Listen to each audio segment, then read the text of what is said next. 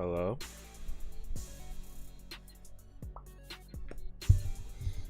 Hello everyone, welcome to the stream. Can everybody hear me? Is that music too loud? Is it like over, is it making my voice hard to hear, or is it good?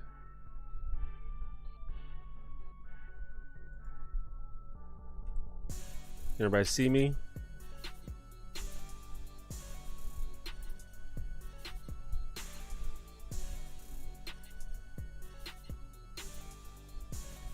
What's up everyone?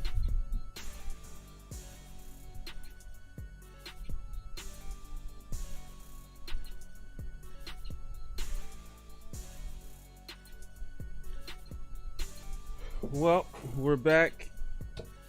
I haven't streamed in a couple weeks. But I think we're back to a regularly scheduled program.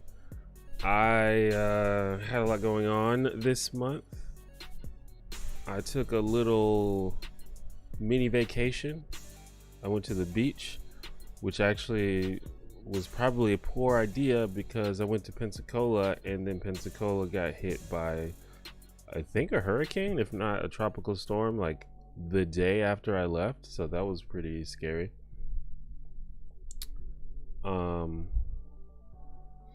But yeah, I went there for a weekend, and then as soon as I came back, I pretty much had to spend the remainder of the month working on my video, which just came out.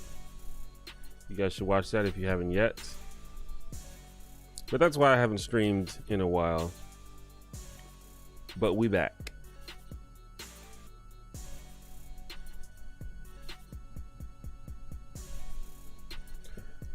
I don't really have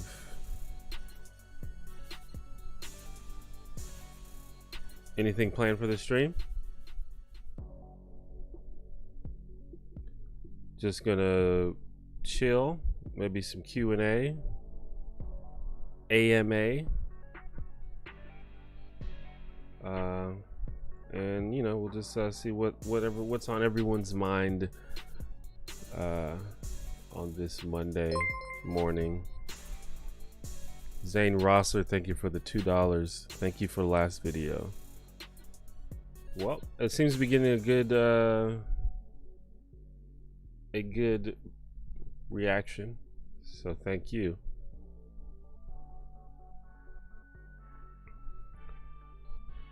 Why is I feel like my camera looks weird.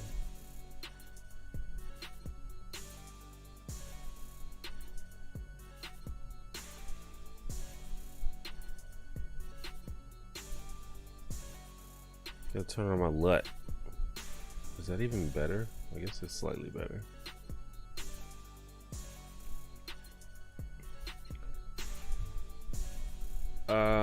Were the beaches busy at all? Not the one I went to. I think the key is you have to go to the right beach. Some beaches are more popular than others. I went to Perdido Key and there was like nobody on the beach. It was awesome. But I've heard that some other beaches like Panama City, probably Gulf Shores. I didn't see Gulf Shores, but Gulf Shores is really popular, so I wouldn't be surprised if it was busy. But I was at Perdido Key and there was, I mean, I think I saw like 4 groups total, and we were all like 100 feet apart, so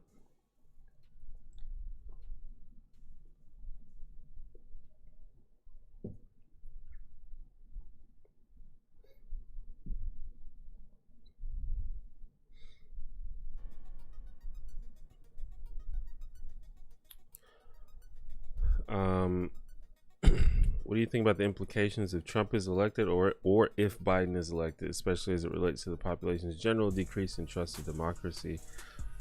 Well, I feel like people's trust in democracy has been eroded, you know, for a long time. I think the last time that people were actually excited to vote was probably when Barack Obama first ran his first term. I think since then, people have just been kind of like whatever.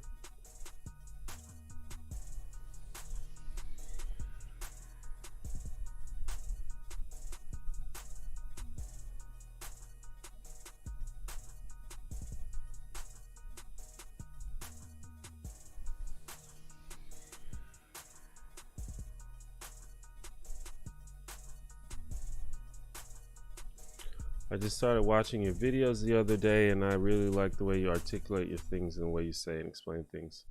I appreciate that. Thank you for the kind words. I do my best. My channel has been getting a lot of attention lately, and that's great. I'm in Tampa, which is relatively popular for beaches. They were pretty crowded the last time I was around the shore. Oh yeah, I've never actually been to Tampa. But it really just depends on the beach. You have to kind of like do your research. But in general, it is probably, I feel like going to the beach is a fairly low risk activity. It's not like people are going to be all up in your face. Even if the beach is crowded, you can usually find a spot that is, you know, a decent amount of space away from the next person.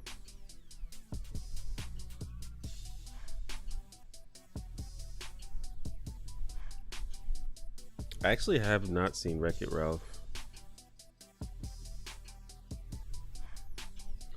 Might have been winding down because of fall and all. I don't know. I think that people come to the beach from other places because it is fall, because it's always warm in Florida, or it's always warm in that area. Like early September, which is when I went, is usually pretty popular for beaches. Like I would normally go to Gulf Shores because that's the closest beach to where I live, and that shit's like always popular as long as the sun's out.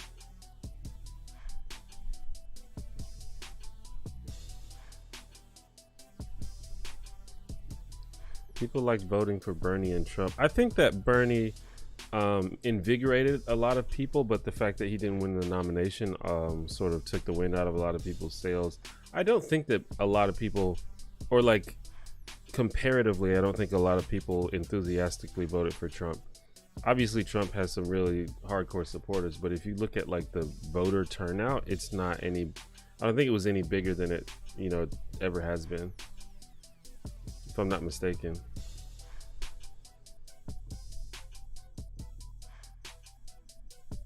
I only know you from Dead Meat Predators video. Is that a joke?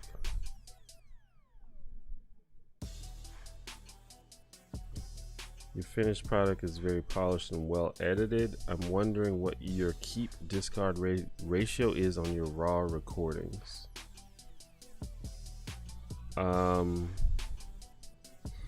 Well, at this point, I think this probably applies to most YouTubers, or at least most video essayists. You get into a groove where you kind of, you know, you kind of have everything set up the way you're gonna do it, and it's generally pretty efficient to where you're not really getting rid of a lot of stuff because you already know what you're going to put in the video. It's not like, I mean, as a YouTuber, you're not like a filmmaker, or you're not like a movie director. You don't really have time to do a bunch of takes or to try a bunch of stuff, because you got to put videos out, video after video, so you kind of know what you're gonna do. So the only thing that I like cut are like mistakes, pretty much. If I do like one good take, it's going in. There are times where I'll do a video, or I'll do some takes, and then just add it during the editing process. I'll realize, that doesn't really work, and then I'll take it out. But that's actually rare. I assume a lot of YouTubers are like that, but I can tell you that's how I do it. I don't. Maybe that's not how other people do it.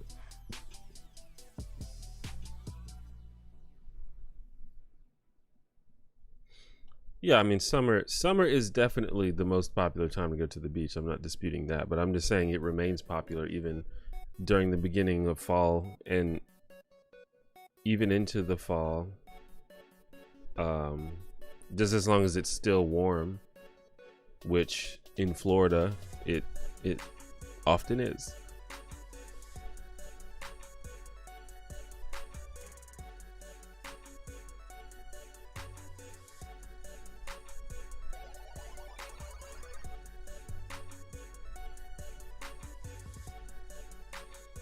I notice hardly anybody's talking about the coronavirus anymore. I don't know if hardly anybody is.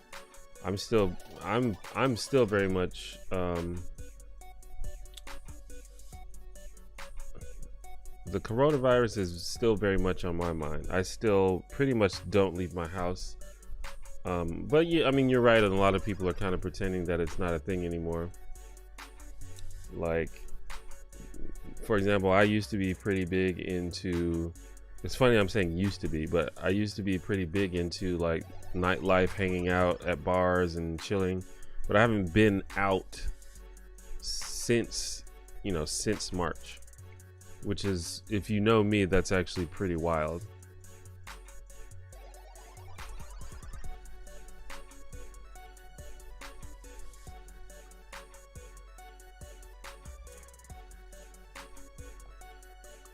I need you to be more popular and gain more attention so that you can release more content. I mean, I'd like to be more popular and gain more attention and release more content. There's only so much content that I can release myself. But you know, there's different avenues. Like in terms of like videos starring me on my channel, there's a hard limit to that because I'm one person. Even if I delegate everything, even if I delegate writing, editing, filming, I still have to be on camera, so there's a hard limit to how much time I have to do that. But the videos don't always have to be me on camera. So I'm thinking of different ways to make content.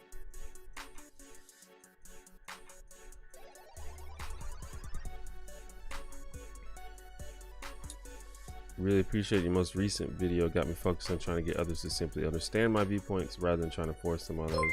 Yeah, I think that's what you should focus on for sure. Electric Low Main, thank you for the $5. Hi T1J, don't try to fix people, damn it. Heiko. Indeed, appreciate that.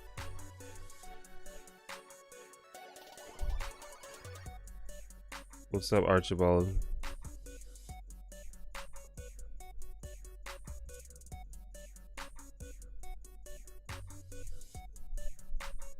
Favorite anime?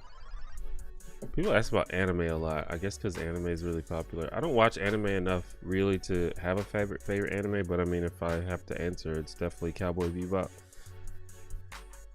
Do I have a TikTok presence? I do not.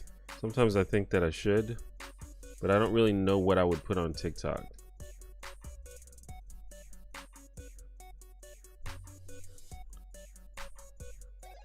Doesn't help. Oh, what's up, Wes? Doesn't help that places have cut off late night life. Yeah, I mean, it further incentivizes me to stay in the house, so that's cool.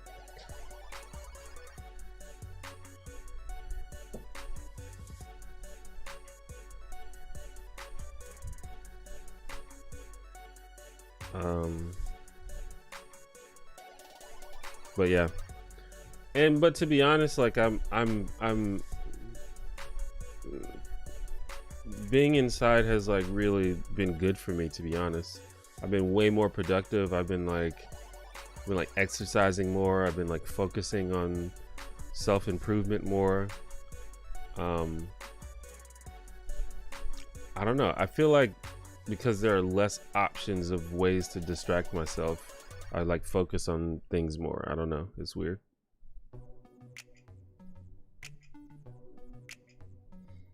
I mean, I don't think this is going away anytime soon. We might be in this for like a full another year, to be honest. T1J, do you like to run or jog? What's the longest distance you think you can run without stopping? I definitely don't run or jog. I have very poor stamina these days, but I've been working on it. I ride my exercise bike. That's kind of like the only like cardio thing that I do. I feel like running is boring. It's hard for me to really bring myself to do that. So I could not run very long without stopping. I mean, I'd probably run for a good like 5 minutes and then start losing my breath.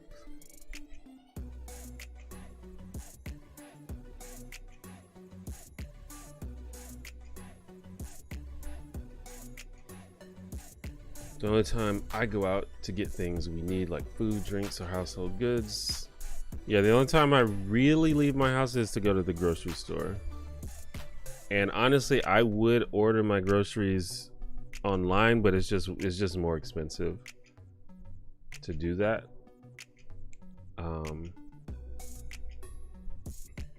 But it is kind of nerve-wracking to go to the grocery store because there's a lot of people.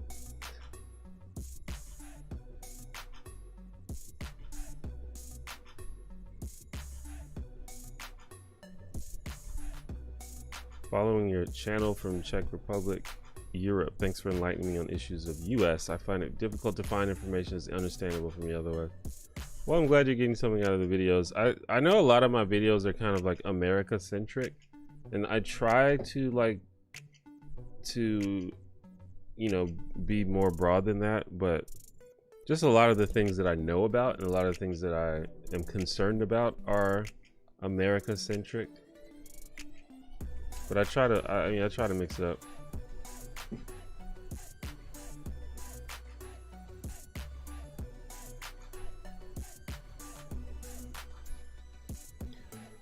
What is your exercise routine if you had to localize it to your personal space? Well, like I said, I've been getting on my exercise bike. I have one of those. I try to do a lot of body weight stuff, like push-ups, and like squats, and I have like dumbbells and stuff.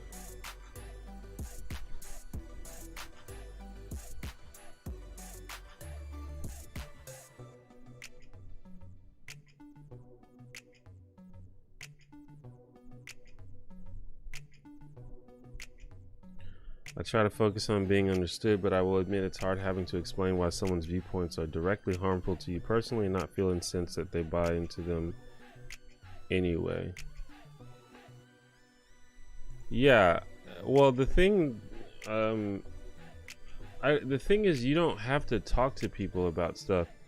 I don't know why. That's like kind of the impetus for that video is I don't know why people feel like they have to do it.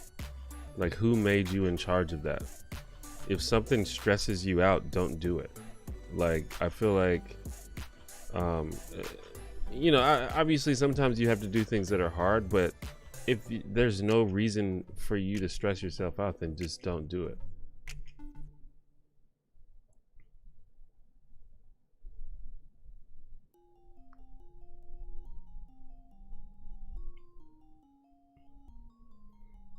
Can I do a video on Sean King? I don't know, maybe if there's a reason to do it. I feel like that hasn't been covered by a bunch of people already.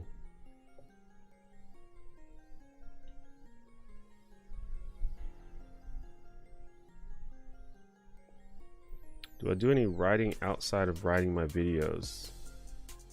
I used to write short stories, but I haven't done that in a while. And I run a D&D campaign, and that involves a lot of writing. But that's about it.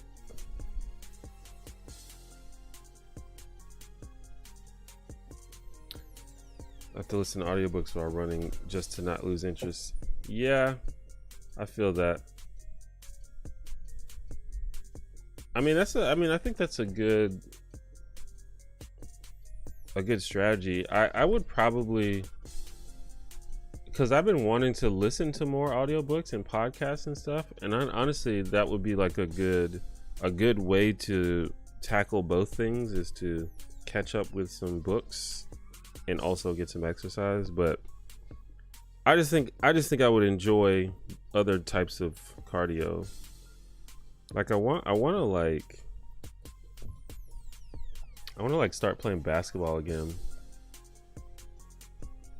I used to play a lot of basketball in college.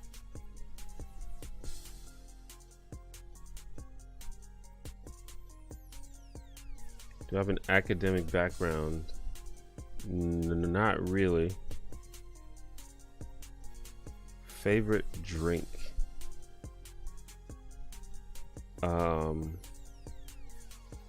I guess whiskey and Diet Coke.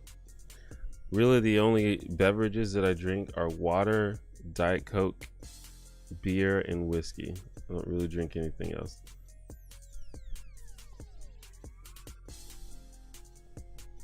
Do I edit my own videos? More recently, my brother has been editing my videos, but that he's edited like the last 4 videos, I think, and every one before that I have edited.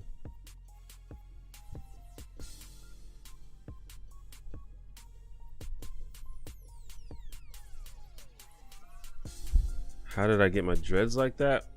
Well, when you have a certain kind of hair type and you don't comb it and you let it grow, it will naturally mat itself together and become dreadlocks. And that's what happened to me. And you just really, the only thing that you have to do is make sure it doesn't all mat into one big dread. So you just have to pull it apart sometimes.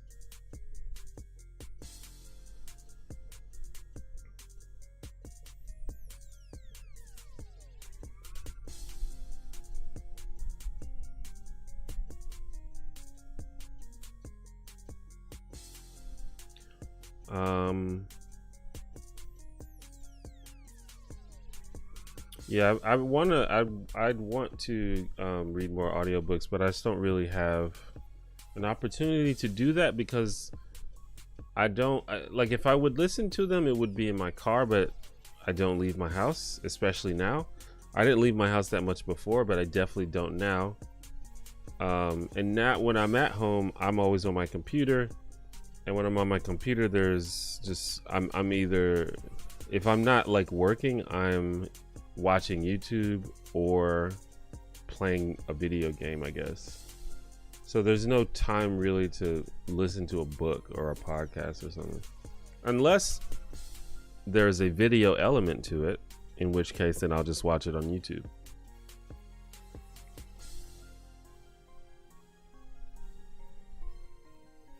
What made me decide to start this channel? Well, I don't know. A lot of people don't know, but I've been on YouTube for a long time. Like, I think I made my channel like 2008. And starting the channel really was, it was just like another, it's just a way for me to express myself. Like I've always been, I don't know, a creative person. I like making stuff basically. And it was just another opportunity to make stuff. That was kind of really the only reason I started it, and it just kind of evolved from there.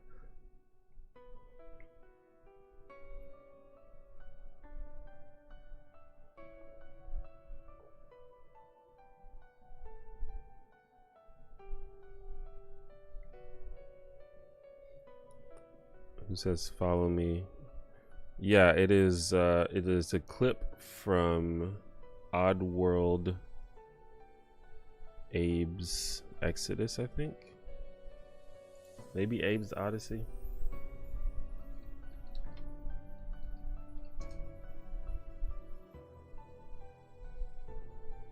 Yeah, it's Abe's Odyssey, yeah, sorry.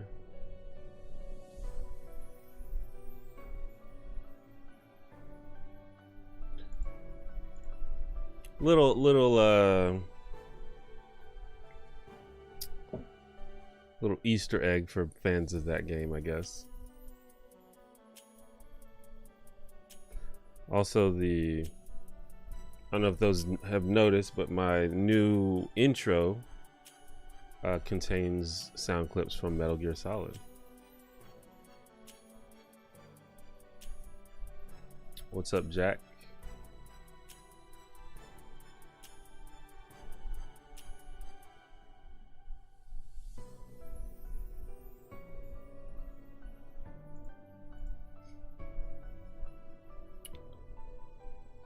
blame the YouTube algorithms for the fact that I didn't discover T1J years ago.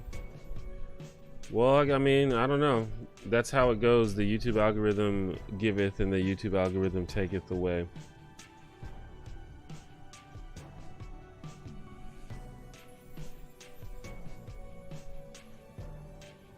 What YouTube channels have I been watching recently?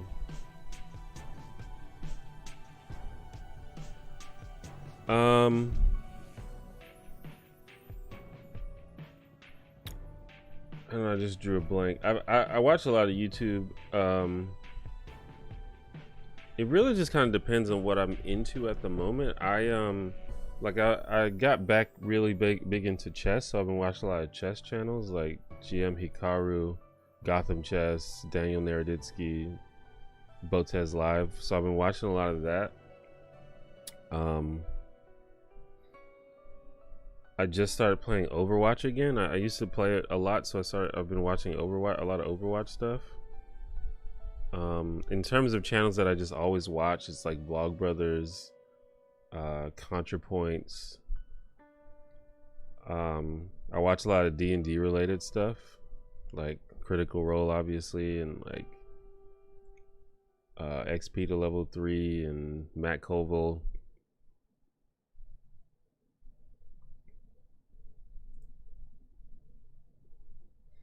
It's just like a lot of shit. I mean, I go back and forth through a lot of different types of channels.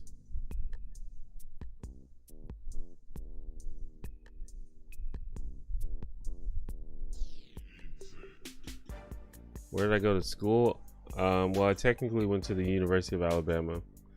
I did not finish though.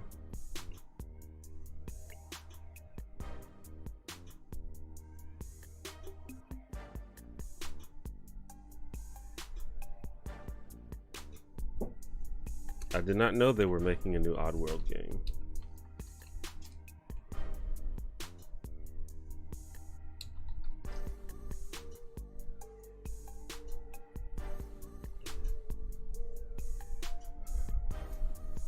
Have you seen Carlos Mesa's video on anti-politics?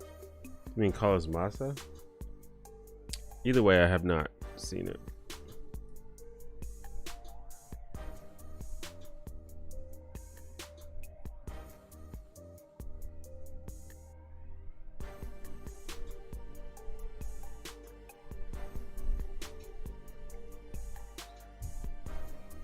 I'm Haitian. I've been trying to educate myself on everything African American, but I have absolutely no idea where to start. Everything African American, that is extremely broad. You definitely have to be more specific. The culture and history of African Americans is vast, and you could spend a lifetime, and in fact some people have spent a lifetime studying it. But I mean, I don't even know where to begin with something like that. I would say just, I mean, I don't know, go to the library or just Google a specific thing that you're looking for.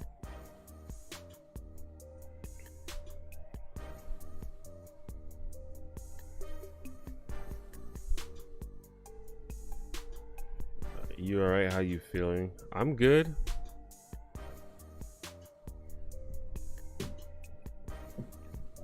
I feel good.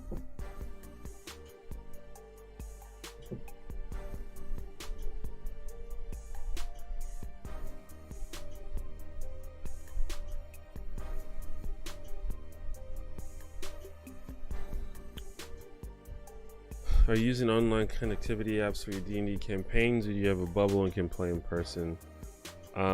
We are playing in person. We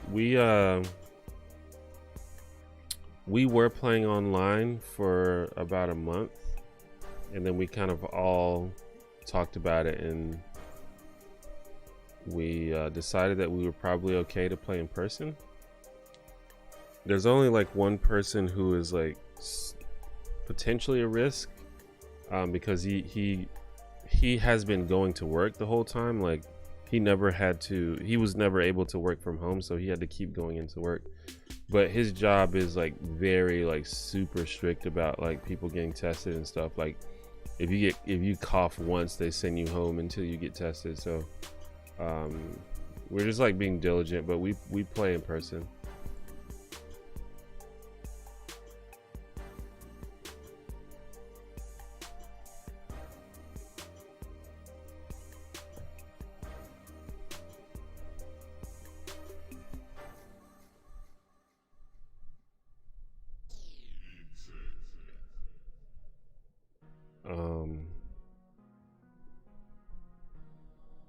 Do I like Tyler the Creator? I used to like Tyler the Creator. I haven't really paid attention to what he's been making over the past couple of years. But I was into him when he's kind of like when he first hit the scene.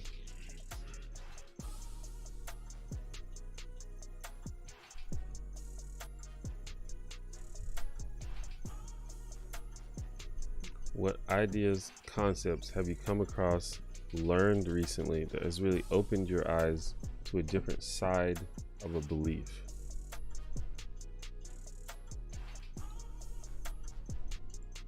I don't know. It's hard to think of a specific example. I feel like that happens all the time.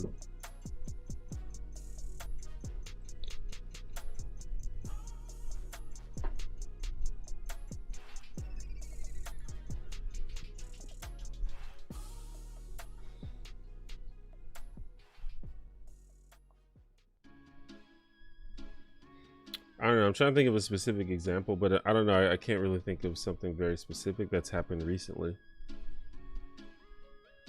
I just feel like that's just kind of a part of being like a thoughtful person. Like that should happen like all the time. That should happen almost every time you have a conversation with someone. So it's hard to like point out a specific example.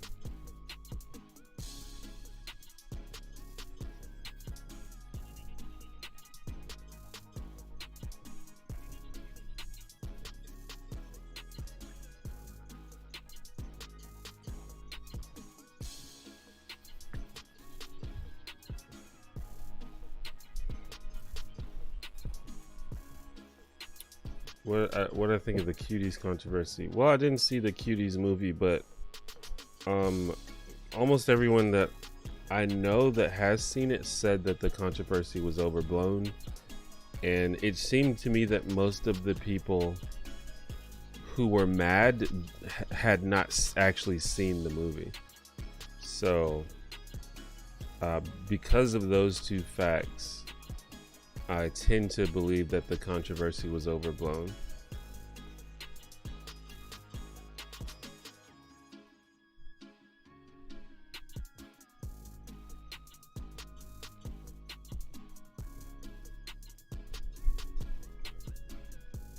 What are my opinions on free-to-play MOBAs like League and Dota? Gives PvP and strategy. Community can be bad though. I mean, they're fine. I'm a big fan of League of Legends.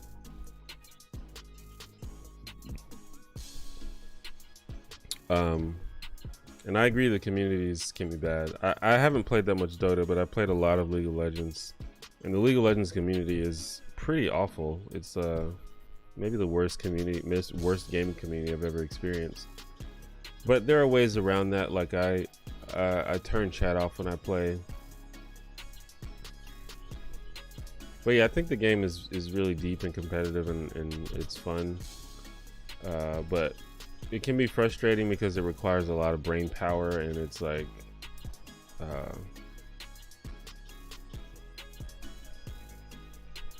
it's just like a truly competitive experience, and I think you just have to like take breaks from it every now and then, or else you're just gonna stress yourself out because it is a very intense competitive game that can like really be frustrating sometimes.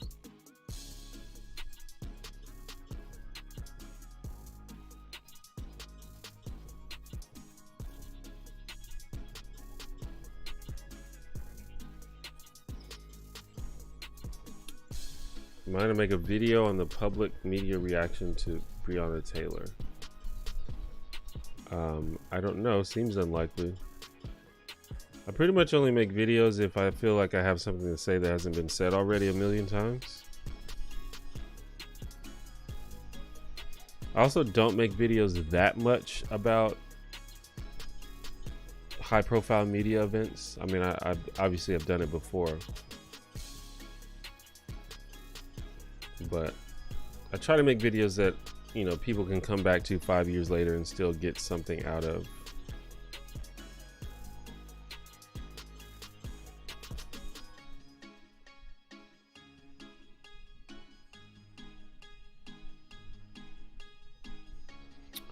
But yeah.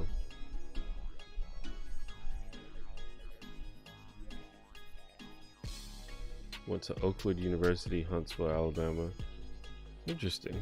I'm not even familiar with Oakwood University, but I had some friends from Huntsville. I've only been to Huntsville a couple of times actually. It's not that far away from Birmingham, which is where I live.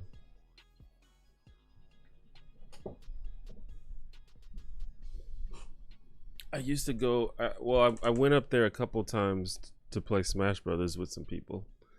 That's like the only reason that I went up there.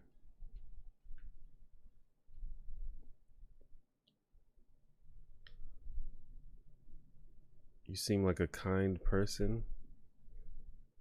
Well, I would like to think that I am a kind person.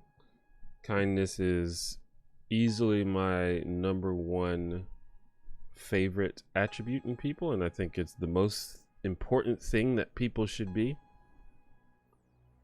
So that's what I try to live up to.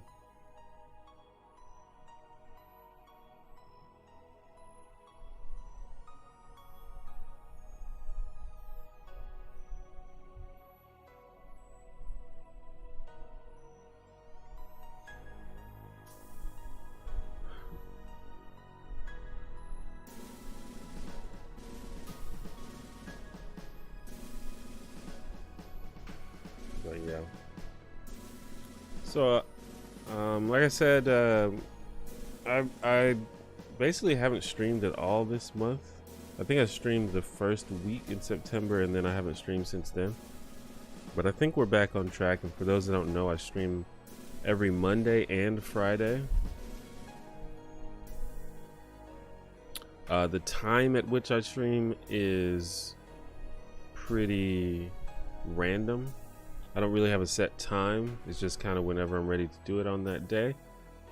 But the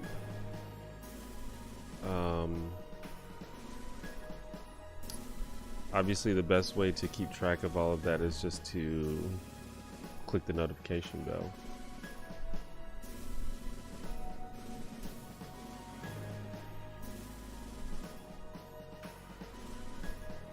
And the streams, it's kind of a variety stream. I do a lot of different things. It seems like there's a few new people here, so sometimes they're just chill like this, but other times I might have an activity or something specific that I want to talk about, and sometimes I just like play video games or something.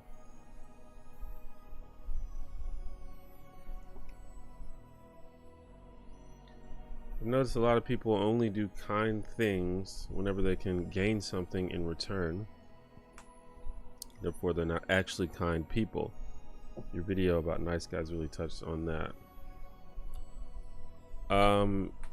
Yeah,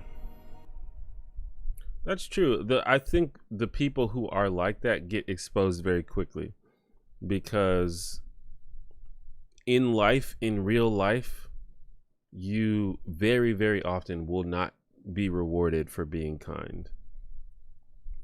And if the only reason that you're kind is for a reward or to get something in return, it's gonna become very obvious very quickly that you're not actually a kind person, because there's gonna be a lot of times where there's nothing to gain, and you'll be exposed pretty quickly.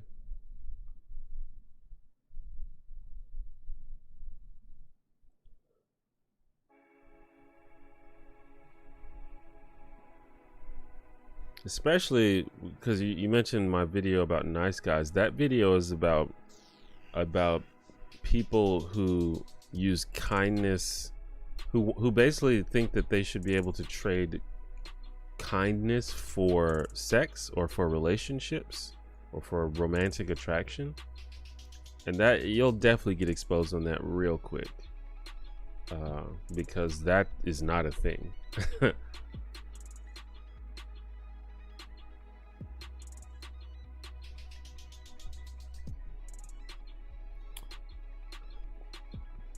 This is my first stream with you. I enjoy your content, so if you gotta check out a stream. Yeah, the streams, I think a lot of people don't know about the streams.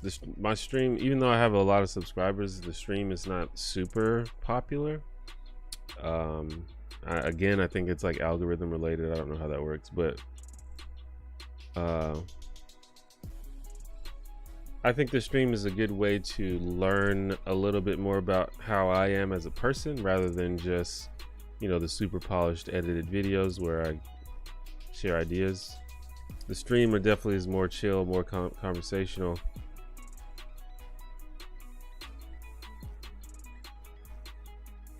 And I can talk about other interests besides, you know, social issues and politics and things like that. I can talk about other things that I like D&D and comic book movies and World of Warcraft and pro wrestling and just all the other things that I'm interested in. I think sometimes people are surprised. Like, this happens a lot. I was talking to another YouTuber about this.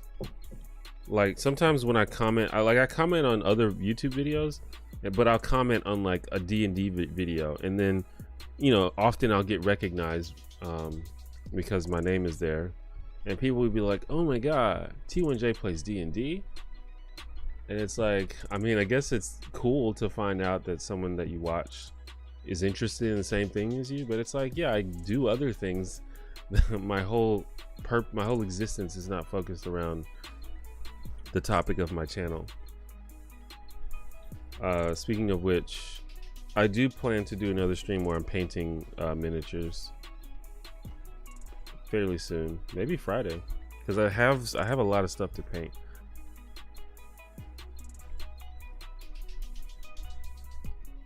PS5 or Xbox X Series? I don't really know. I'm leaning towards getting the PS5 simply because the PS4 was so successful and popular. But really, it's just going to depend on what my friends are getting.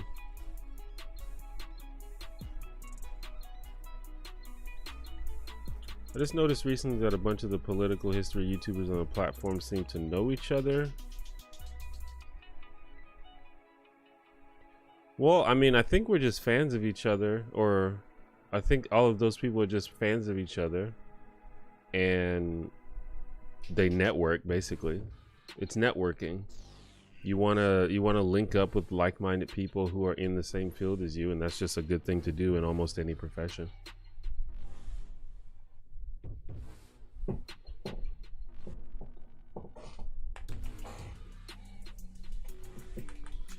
Do I speak any languages other than English? Do you want to learn any other languages? I speak Spanish very poorly. Honestly, it's probably just incorrect to say that I speak it at all, but I know a tiny bit of Spanish, but I don't really speak it fluently, but I can kind of, if people talk really slow, then I can maybe understand it.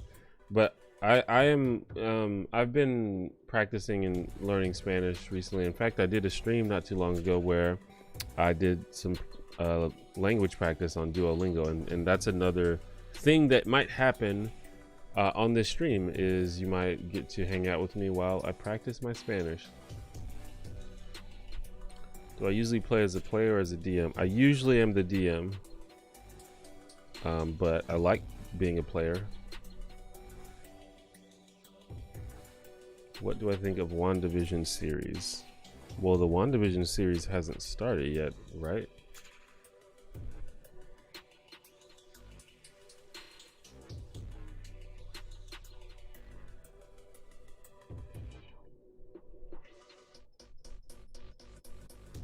Have you thought about making videos about your favorite shows, movies, games, etc.? Well, I've done that a couple of times. For example, I made a video a few months ago about basically about the Marvel Cinematic Universe. The issue is anytime I do that, nobody watches the videos, which is fine. Like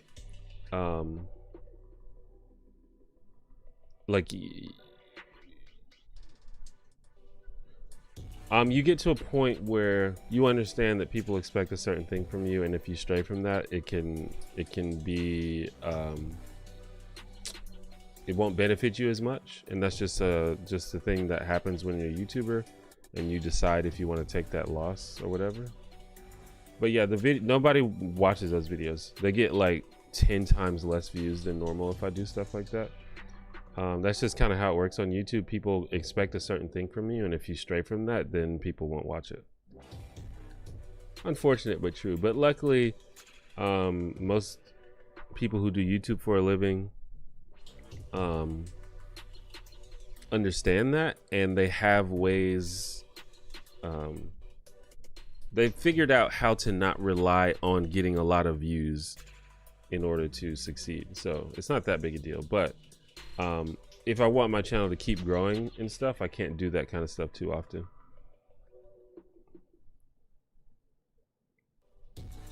Luckily, I'm also interested in the other stuff, so it's fine. It's not like I'm doing something that I don't like.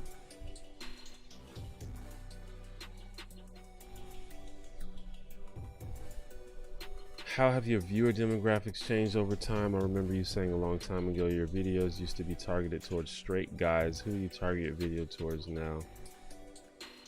I don't really have a main target. Sometimes certain videos are targeted towards people. For example, I did a video called Straight Dude Logic, which was targeted towards straight guys. But I think most videos are just targeted towards a like general young adult audience. I'm pretty lucky, or I don't know if it's lucky, but it's interesting. I have a pretty good mix of genders in terms of my viewership, because I think a lot of YouTubers have a very like narrow gender distribution. It's like either like 90% men or 90% women. At least you know, that's all we can see in our analytics. But I have a pretty good mix from what I can see. I miss WoW. How do you feel about Classic? I don't know, like I didn't start out in vanilla WoW, and maybe that's why I don't have a nostalgia for it, but WoW Classic is just kind of hard and frustrating, and I don't understand why people prefer it. Like, I much prefer playing the regular game.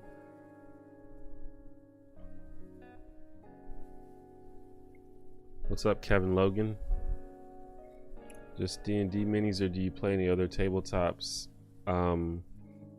I currently only play D&D, although I am going to I'm about to play in a Vampire the Masquerade game, and it actually will be streamed, so you guys should watch it, and I'll let you know when all that happens. It should be later next month sometime. But I've played like in a Call of Cthulhu one shot, and I think that's my entire tabletop experience. It's been mostly D&D.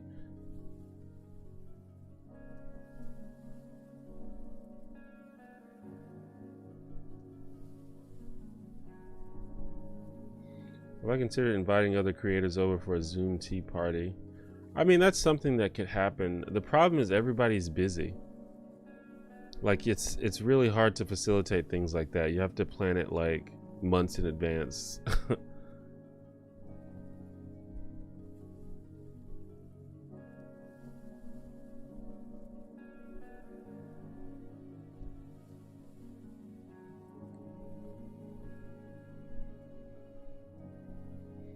I never played D&D, but I keep getting opportunities to. Is it complicated? Well, I guess it depends on what you consider complicated. As far as tabletop games go, it's not very complicated, or at least D&D 5e is not. 5th edition is not. But compared to like checkers, it's complicated. It's a game that you probably won't get 100% right the first time you play it, but it's still gonna be fun. Did I like Endgame or Infinity War more? I definitely think Infinity War is a better movie. But Endgame, you know, Endgame was sort of the culmination of everything, so I definitely was more excited to watch Endgame. But objectively, I think Infinity War is a better movie.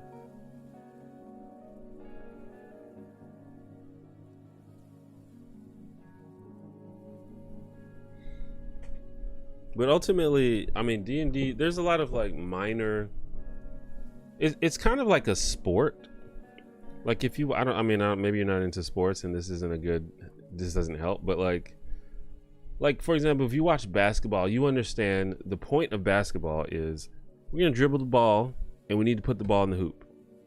Very simple, easy to understand. But also basketball has a lot of minor little rules and regulations and weird shit that if you really want to understand the whole game, you have to learn all these really minor rules. But you don't have to know all of those minor rules at the beginning to enjoy the game. That's kind of how D&D is. At its core, D&D is just, there's a DM, the DM sets up the situation, you tell him what you do, and then he tells you what happens, or they tell you what happens. We will not assume the gender of the dungeon master. And that's the game. And sometimes when you try to do something, you have to roll dice to see how good you are at it. That's kind of the whole game. Now, of course, there are a lot of little rules that you eventually learn, but that's the basics.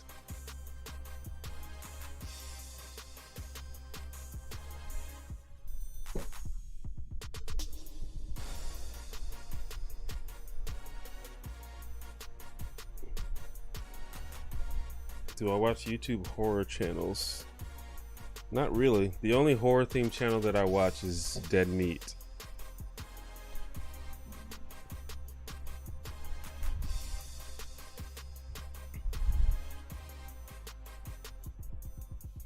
Have I considered making a second channel to talk about things that don't get as many views? I have considered that. And I'd like to make a second channel, not necessarily for that reason, but just to make different types of content that doesn't fit the scope of this channel. But the problem is running this channel takes up a lot of work and I don't really have time to make another channel at the moment. But that's kind of what the streams are for. The streams are for just an opportunity to discuss things that might not fit the scope of the channel, but we can also talk about things that do fit the channel on the stream too. It's just it's a lot more relaxed on the stream. The ending of Infinity War surprised me. It also surprised me, and that's kind of what made it good, which is interesting because I don't usually like when bad guys win in movies. But I guess I was okay because I knew that the good guys would eventually win in the next movie. But I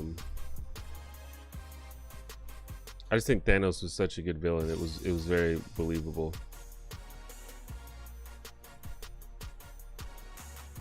Insofar as, you know, creating a gauntlet that makes you omnipotent is believable.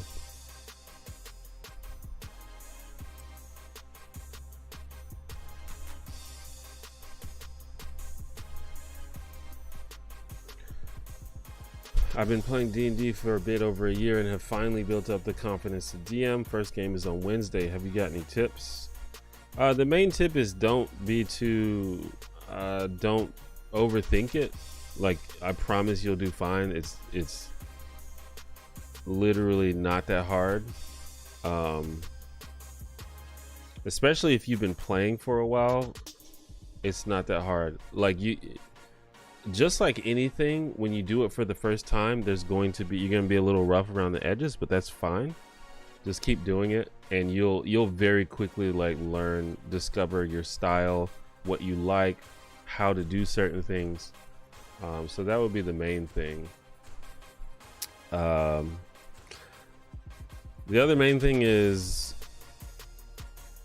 the game. The purpose of playing the game is to have fun, and that seems obvious, but a lot of DMs don't keep that in mind because they have this idea of they want to run their game, and if you don't play it, it's like their way or no way. But you have to realize if your players aren't having fun, then you need to fix it. You need to change something. Assuming it is something that you can change. Sometimes the game is just not for someone and they just need to join a different group. But sometimes it's something directly that you did that makes the game less fun for the players. And the easy fix is just don't do that, or to fix it. But also keep in mind that you get to have fun too. So if a player is doing something that results in you having less fun, then you get to, you should think about that as well. You should, don't be afraid to talk with your players, ask them what they're comfortable with, what they're not comfortable with, tell them what you're comfortable with and what you're not comfortable with, stuff like that. Like, for example, some DMs don't, and players, like, for example, a big thing is romance, RPG romance. Some DMs don't want to role play romance with players, and that's okay. You don't have to. It's awkward as fuck. But sometimes you run into players who just push it on you. They keep trying. Every time they meet someone, they're like, "Are they hot?" I flirt with them. I ask them out. And they just push it, even though it's clearly uncomfortable for the DM.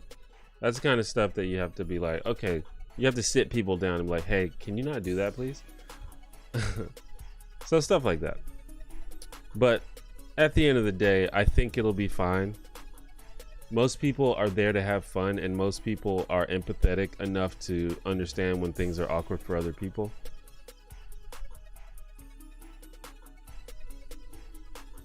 So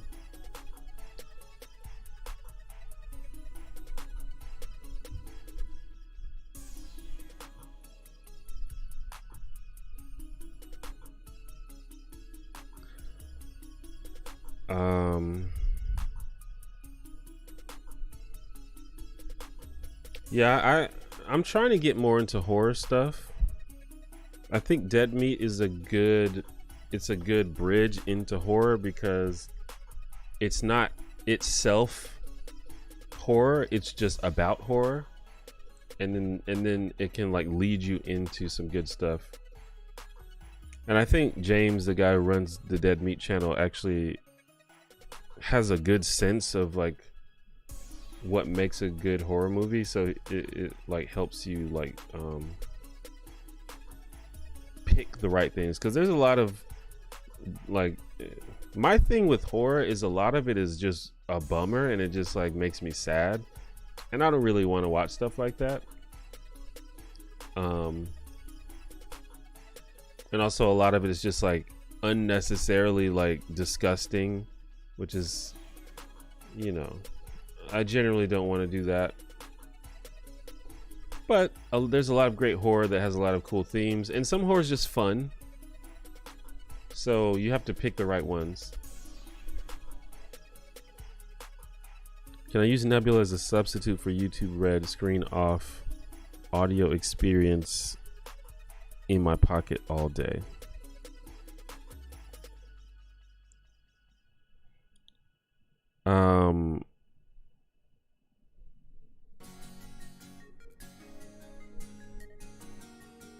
I honestly, I don't even know. I've never used YouTube Red, so I'm not exactly sure what that's like.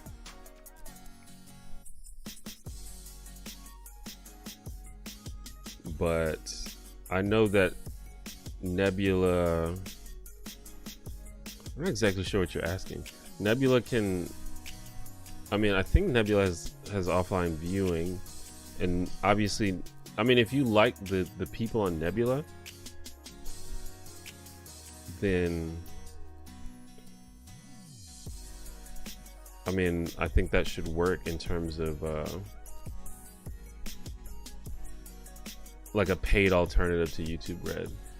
But I mean, obviously there's stuff on YouTube that's not on Nebula, so. How is Nebula picking content? I mean, I don't know the exact answer to that. Obviously there's a theme of like smart stuff, whether that's like educational content, video essays, that sort of thing. That's kind of like where Nebula's leaning towards. There's a lot of different genres.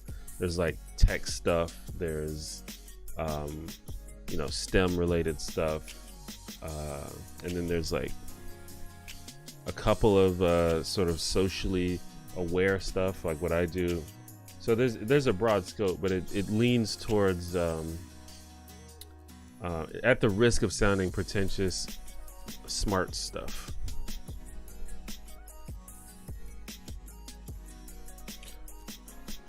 As for how they choose their like very individual creators that go on Nebula, I don't choose that, so I don't know.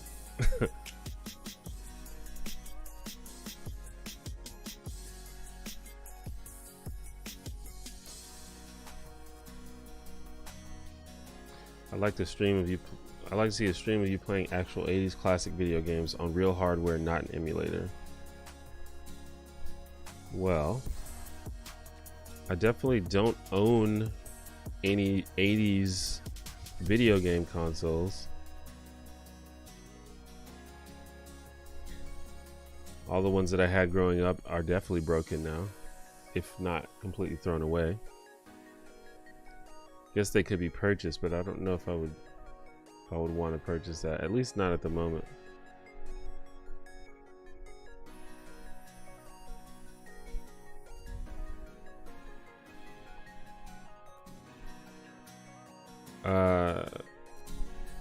Love your channel, man. You're thoughtful and give great insights on all topics you discuss. I appreciate that. As a fellow creative type, what do you do to work through creativity roadblocks? I don't know. This is a question that people ask a lot. And I kind of think that it's not a great question. For me, I don't know. For me, this is like my job, so maybe that's different. But because this is my job, I don't have the option to not do it.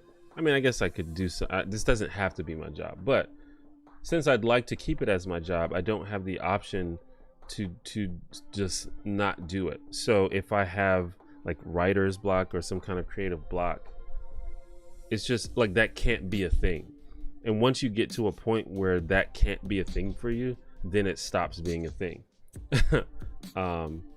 Because, and this is what I've learned, is when you are out of ideas, or you feel like you can't come up with something good, but you are basically forced to, then you will. So if it's not your job, I would say force yourself to do it. If you force yourself to do it, even when you think that you can't, you will do it. So a good example, and you may have heard this advice before, like for example, if you're a writer and you have writer's block, literally just open up a document or open up a notebook and start writing. Just write anything down, even if it's total trash. Just start writing something, and eventually you'll start getting ideas. Like, it's just, I almost guarantee that eventually you'll start getting ideas. It may not be the best idea, but you'll get the wheels rolling. And so in terms of videos, I write scripts for my videos, And sometimes I have like a vague idea, but it's like I don't know how to get this started. I just start writing something, and eventually I'll learn how to put it together. But like I said, I've gotten to a point where like creative block is just not a thing, because it can't be a thing, because this is my job. Especially now, you guys probably have noticed that I work with sponsors a lot, and sponsors have deadlines. And so you can't tell the sponsor, hey, I'm sorry, I'm just in a little creative rut. I don't know when that video is going to be ready. It don't work like that. You just have to do it. So this kind of ties into what I think is the greatest advice for any creative person that wants to take their creative stuff seriously, is even if it's not a job for you, you should treat it like a job. Treat it like it's a job, not a hobby. That's like the only way that you can really really do something with creative things. So that's what I would say.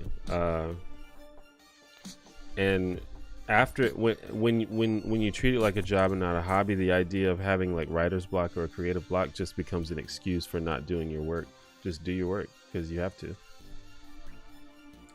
And I don't mean to be like, I feel like it might come off as like rude or something like that, but that's what's worked for me, and I think that's good advice for others.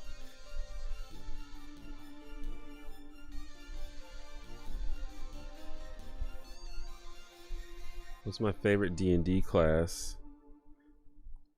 Well, I don't have experience playing all of the classes, actually. Of the ones that I've played, I really like Rangers. But honestly, I kind of just like fighters, dude. I know it's like the most boring class, but I really just like getting up in people's faces and just smacking them with swords like 8 times per turn. It's awesome.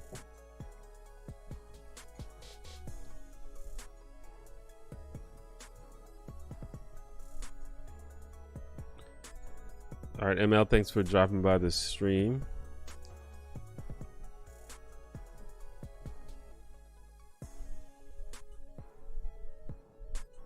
Oh, what up, Gucci? Oh yeah, you got all the video games on lock.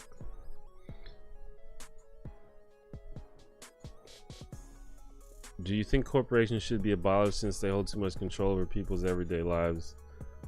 I don't know if I think corporations should be abolished, but our idea of a corporation should definitely be different. They definitely shouldn't be so big that they control the world. They should be smaller. Oh, Sam Cedar streaming. Yeah, sometimes I feel like I should pay attention to when other people are streaming, because I don't want to like make people have to choose, but you know, it's fine if you want to watch Sam Cedar. It's all good.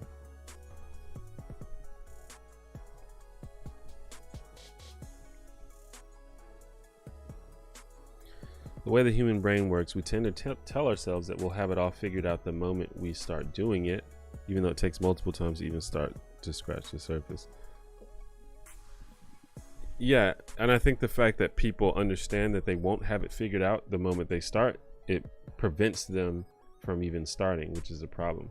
We should not be afraid to suck at something before we get good at something, because that's what happens almost every time. You will almost always suck at something the first time you do it. Hey, discover your channel recently and I love your content. Started with the Sam Harris video. Don't know a ton about him. Mostly just read his stuff on free will and consciousness and atheism. What? Well, thank you for the compliment. I think that Sam Harris has written a lot of interesting and cool stuff. But he's also written a lot of very, very suspicious, very suspect and problematic stuff.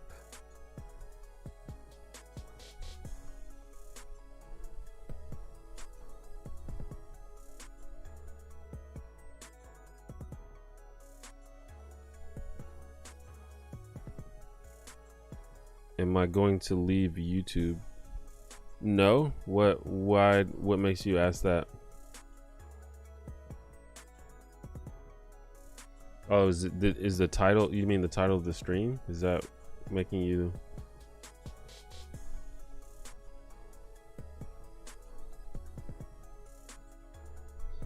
The title of the stream is reference to the fact that I haven't streamed in a while.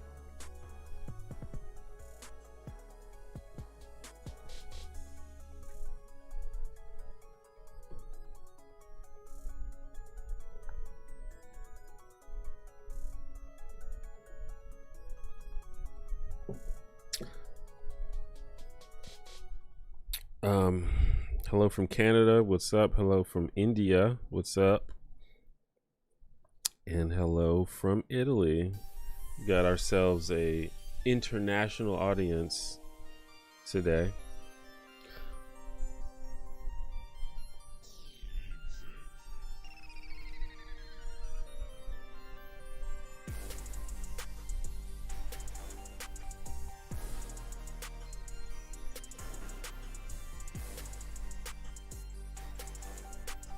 We shouldn't be afraid to suck at something before we're good at something. So true. I feel like as kids, most people don't worry about not being good at something new because everything is new. Yeah, that's a good point. Kids are fearless most of the time. At some point, I think it's because at some point we get to like middle school, and that's when people start making fun of us when we're not good at stuff, even though none of them are good at anything either. And we're kind of taught to be super self-conscious.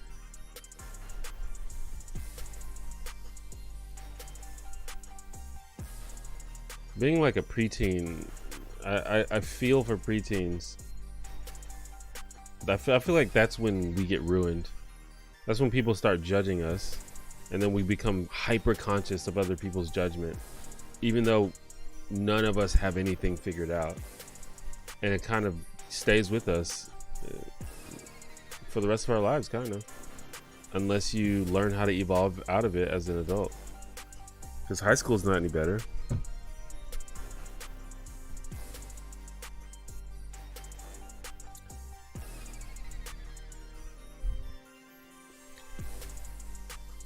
If you won the lottery, would you quit making YouTube videos? I don't think I would quit making YouTube videos. I'd probably make less of them though. But I wouldn't play the lottery because the lottery is a scam. And I'm actually made a YouTube video about how the lottery is a scam.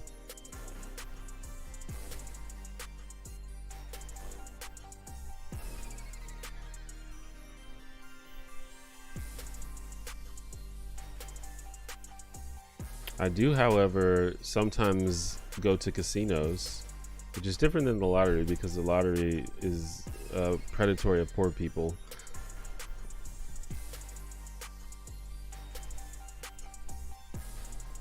So, for example, if I was playing a slot machine or something and I won the jackpot, I would probably not quit making YouTube videos, but I would probably make them less often because it wouldn't be as much of a job.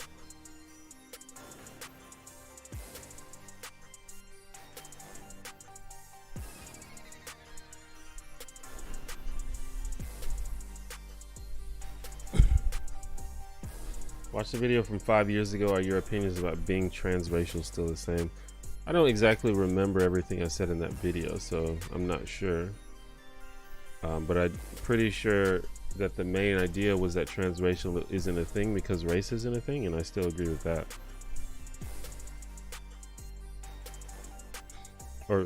Yeah, race insofar as a meaningful thing is not a thing, and race insofar as I don't believe that a person picks their race, so I don't think that you can decide to be another race because it's not. Your race and your cultural identity are different.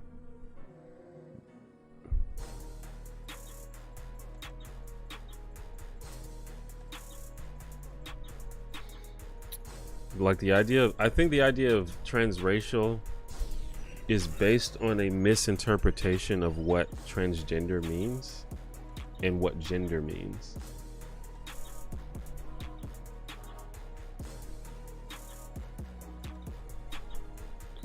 Did I enjoy high school? I think that high school was kind of boring for me. I don't think I hated it, but it was just kind of boring. But I did meet like several of my greatest friends in high school who are still my greatest friends. So that part of it was cool.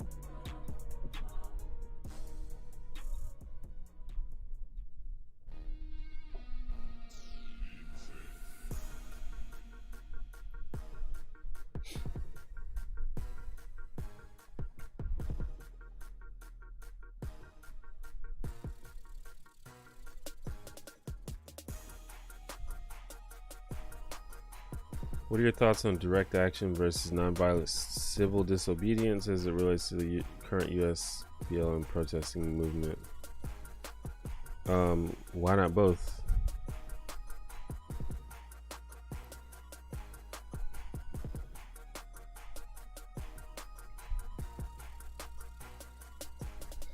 The only way to be free from other people's judgments is not care about other people's judgments in the first place, but that's easier said than done. I don't necessarily think that I don't think it's necessary to not care about other people's judgments in total. The problem is people have an irrational and exaggerated concern with other people's judgments. If you like, I think you should consider what other people think, because other people's feelings matter. But they shouldn't be the end all be all. Like, you still get a say. Like, for example, in middle school, if you wear a shirt, I don't know, like say you wear some shoes that are like cheap, they're like some Walmart shoes that are out of style, and the kids make fun of you because your shoes are cheap and out of style. A lot of kids, that would be devastating for them. It's like, fuck. However, what if you like the shoes? Then you get a say. But when you're in middle school, you might not consider that. Now, as an adult, that doesn't come into play as much. But there still may be times where, I don't know, you get a haircut or something, and your friends or your acquaintances or your coworkers, they like look at you weird, like, what the hell's going on with your hair? And that may make people super self-conscious. Or you can be like, I respect your opinion, however, I like it, so I'm gonna keep it.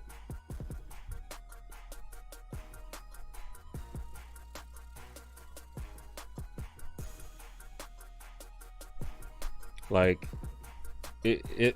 it can still affect adults, but in a different way.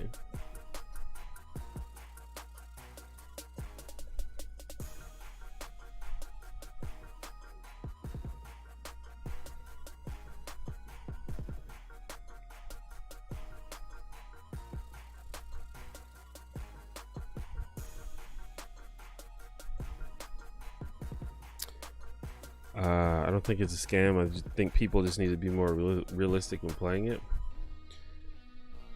I mean, yeah, but the problem is, if you were being realistic, you would never play it, because you can't win. I mean, you technically can win, but you're not going to win. So the only realistic way to interact with the lottery is to not play it.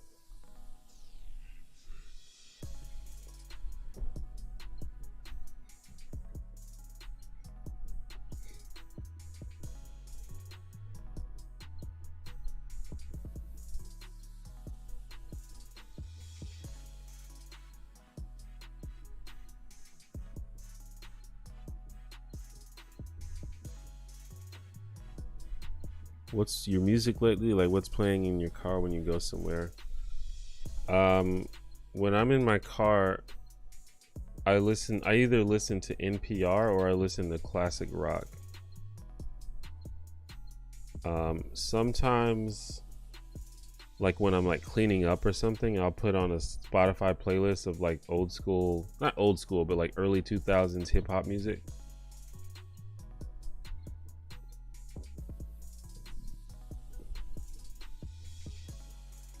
Who are some of your favorite YouTubers? Vlogbrothers, Captain Disillusion, ContraPoints.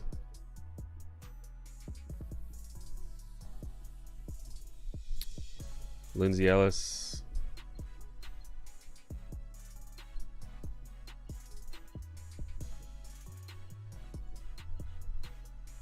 I used to be real big into Jenna Marbles, but she quit.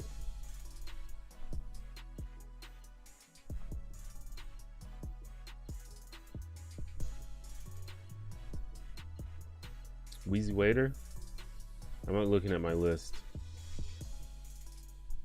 Matt Diavella is really cool. Marquez Brownlee.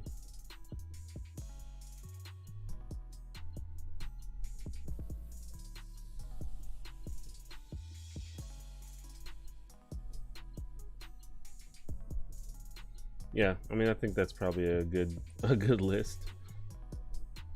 I'm subscribed to like, I think like almost like 3,000 channels, maybe 2,500. But in terms of like my absolute favorites, those are some of them for sure.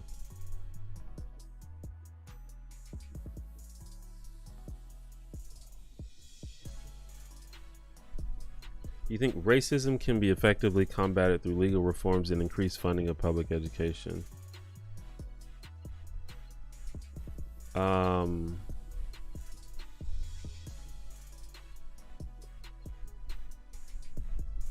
I don't think that well, depends on what you mean by being combated.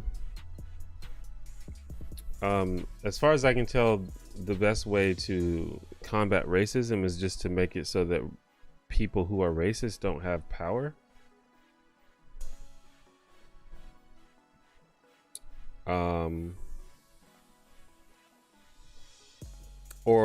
Or that there are like harsh consequences for racist actions, or that racist actions like that there is like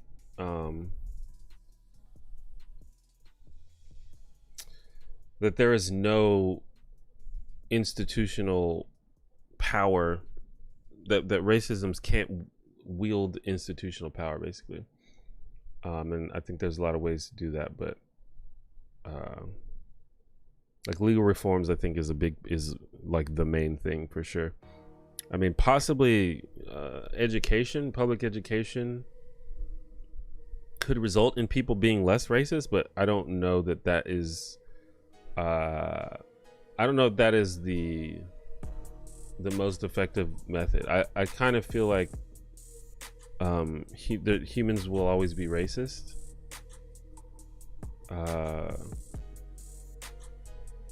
I just think that our brains are just not wired to we are wired to be afraid of things that we don't understand and things that are different from us, and I don't think that's ever going to change. I think that's just kind of part of human evolution.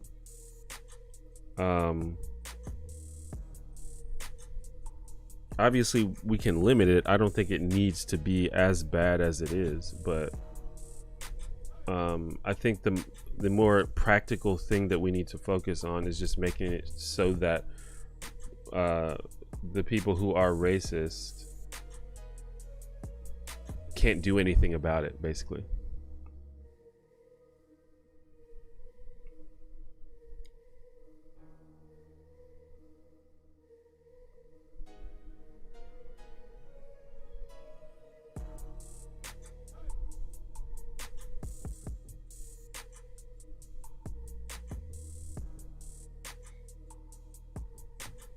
Was I ever into Rage Against the Machine? Yeah, I was a big fan of Rage Against the Machine.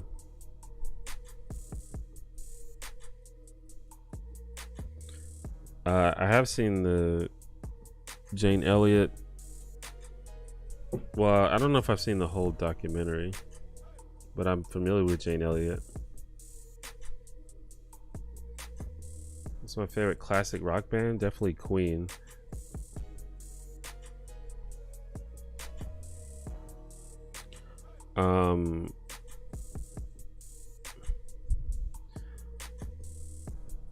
I mean, the Jane Elliott thing I'm kind of ambivalent about.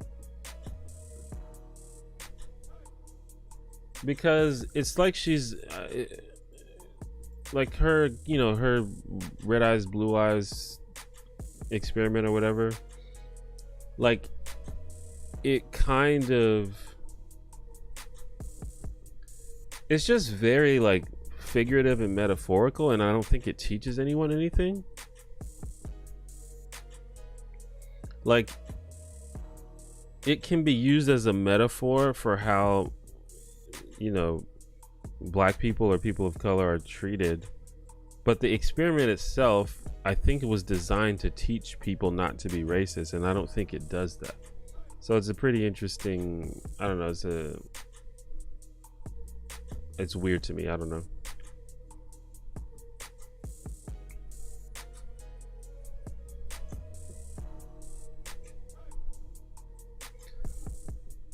I mean, people do win the lottery, but the chances are extremely low. I don't think that people understand how unlikely it is for you to win the lottery. Like, it is made out to be as if it's like possible, but it's like it is so close to impossible that it might as well be impossible.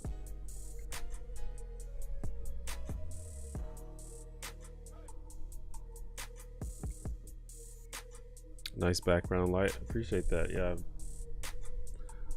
Keeping up with the branding of the purple and orange. For those who you probably realize that all of my branding and channel art is purple and orange. So why not make the stream purple and orange? Although the orange kind of looks red, but I don't think I can make it. I don't think I can make it look any more orange. Orange is kind of a weird light to use. It's a weird color to use for light, for sure.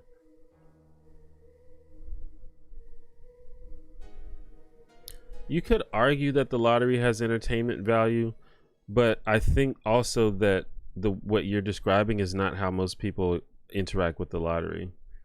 Like, some people go with friends, buy tickets, pick numbers, and talk about what you do if you won. I don't think that's how most people interact with the lottery. I think most people who play the lottery are poor people who on the way home from buying groceries for their kids, they pick up the lottery in hopes that they can find a way out of the situation that they're in.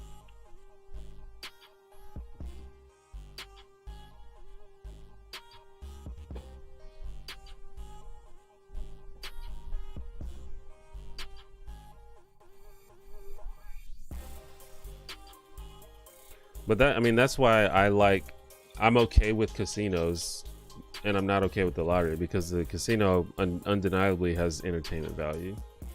Also, the casino doesn't specifically prey on poor people like the lottery does. But I mean, you could make that argument, and I think it would be an interesting debate, but I don't know if I particularly buy it.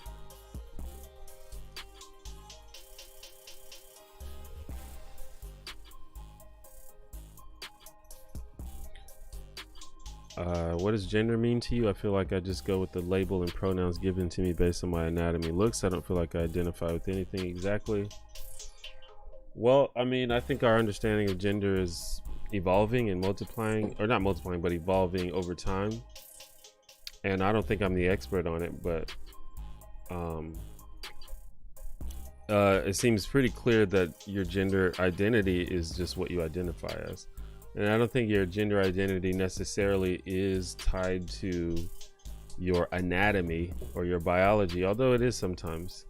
I think it's up to you to decide what you identify with. And a lot of it is based on social constructs, but I mean, a lot of human society is based on social constructs. But it's just how you identify. And different people experience that differently.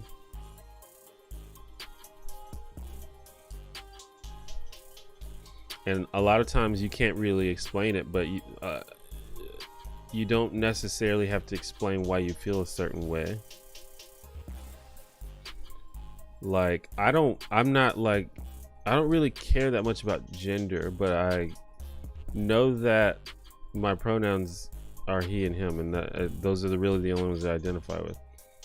Like, I thought for a while, like, do I want people, like, would I be okay if people called me they, for example? They seems like fine. And I'm not gonna yell at people if they say they, but I know that I don't identify with they. And I can't really explain in detail why. I just don't. This is not how I feel.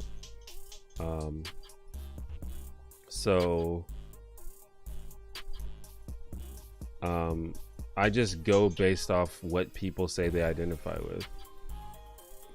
And a lot of times people's gender identity doesn't match our idea of what that gender is supposed to look like or whatever. And I don't think it's our place to say that that's wrong. But again, I don't think that race works like that, and that's why I don't think transracial is a thing. I don't think you get to choose your race. Like, I don't get to say I identify as a white person. It doesn't matter. Like, that's not how race works. And in the same way, I don't think a white person gets to say they identify as a black person. It's not how race works.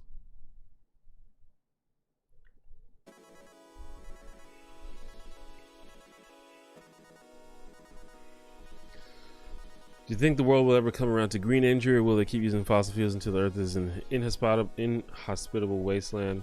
I don't know, really. It could go either way. What I always say is, well, speaking in terms of America specifically,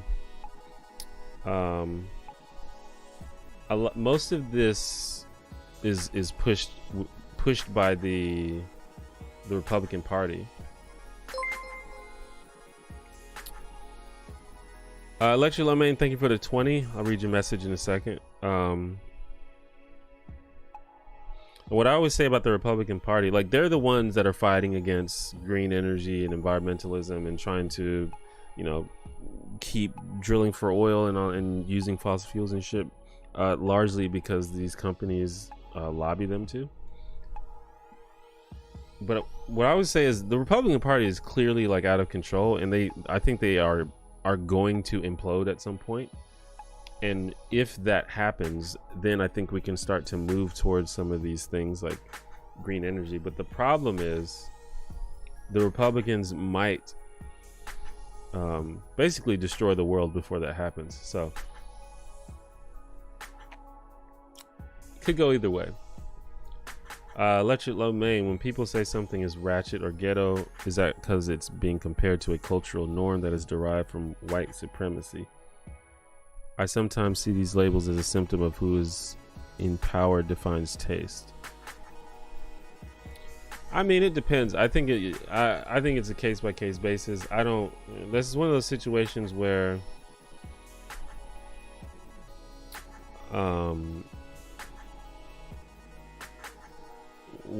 it would require reading someone's mind to see what they really mean. I think that when people say ratchet or ghetto, sometimes they're being racist, but sometimes it's just a word that people adopt because they think it's cool, and they're not necessarily referring to anything related to race. So I don't know, and I have the position that I don't try to read people's minds.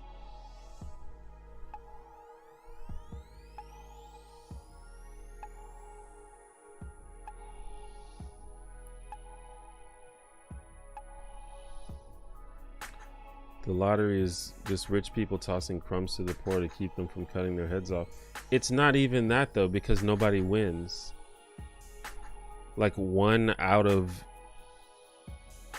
hundreds and hundreds of thousands of people gets to win. So it's not even tossing crumbs to anybody. It is literally, and I mean, it's not necessarily rich people. It's like the government, but it's literally taking money from the poor. I mean, the lottery is essentially a tax on poor people.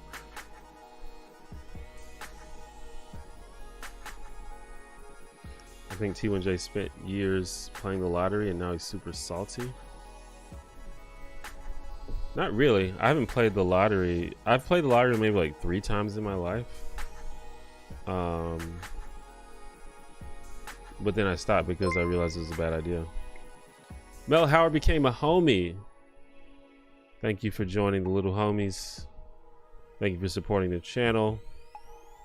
As you can see at the bottom of the screen, we have a homie goal. We're trying to get to 100 homies, at which point I intend to put together a little Bishop cosplay.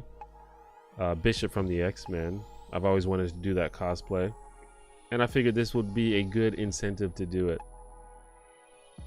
We had an incentive at 50 homies where I did a cooking stream, and I did it. You can check that out on my channel. You have to go to the channel page and go to the playlist, and it'll be there. Thank you for the 5 JD Super Rad Doomsday Bunker. What a name. I'm sure you get asked this a lot, but are you a janitor? Because I am a janitor at a high school, and janitors are dope. I am not a janitor, and I've never been a janitor, but I agree that janitors are probably dope. I think it'd be probably a cool job.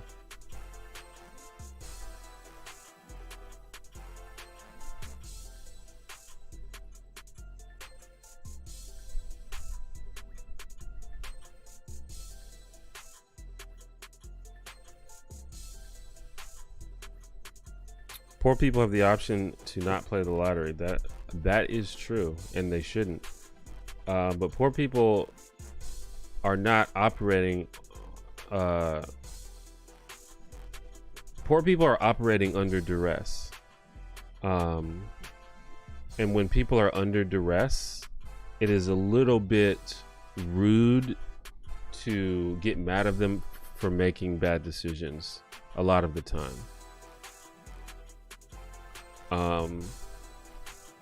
There are a lot of things poor people have the option to put 20% of their income in savings, which is a good idea, but a lot of them don't do it. Poor people have the option to buy things in bulk, which is a good idea, but a lot of them don't do it. There's a lot of things that poor people could do, but again, they're operating under duress. They're operating in a system that constantly has their boot on their neck.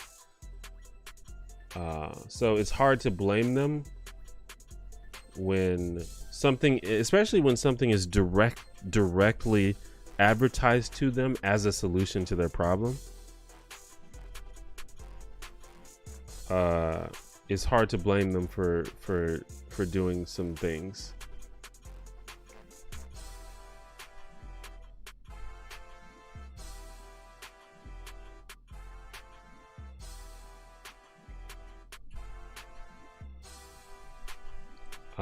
I mean, many industries are designed specifically around tricking poor people into giving them their money.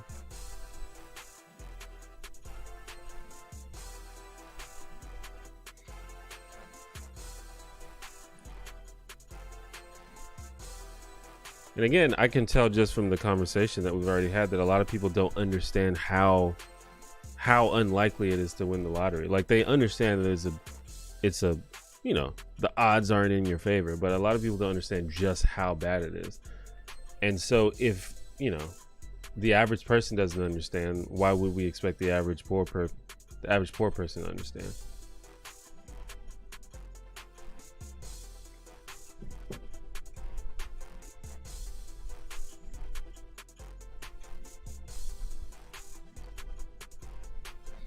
But I think that this is something that could be talked about, and there are people who are doing this. Like, there's this thing, I think it's Kevin Hart or somebody who like funded some kind of program to, like, you know, go to like poor neighborhoods, black neighborhoods, and try to teach people how to make more responsible decisions. And I don't think anyone's arguing that people can make better decisions, but how do you learn that when this whole system is designed to keep you from learning these things?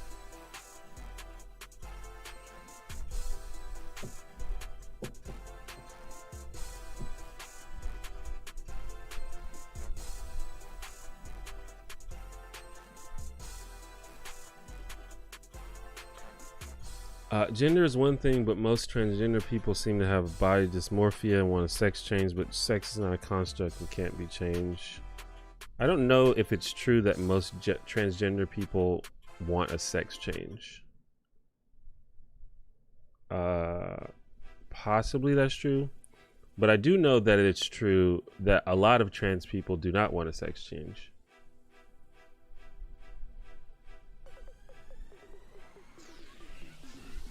Have I ever been interviewed? Yeah, I've been interviewed many times.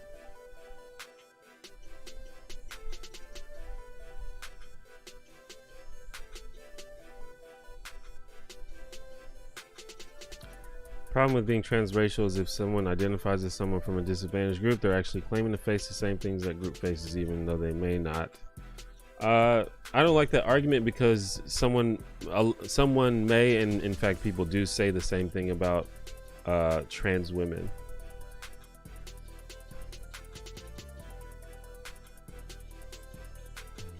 Sorry if this has been asked before. What do you think are the best ways of reducing crime aside from better wealth equality and social support? Why does it have to be aside from that? That's like the main, that's like how you do it.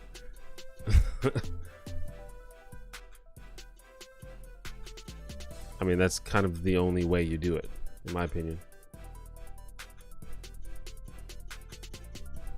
If you found out aliens were real, would you agree to be experimented on if it meant building relations between two races? Probably not.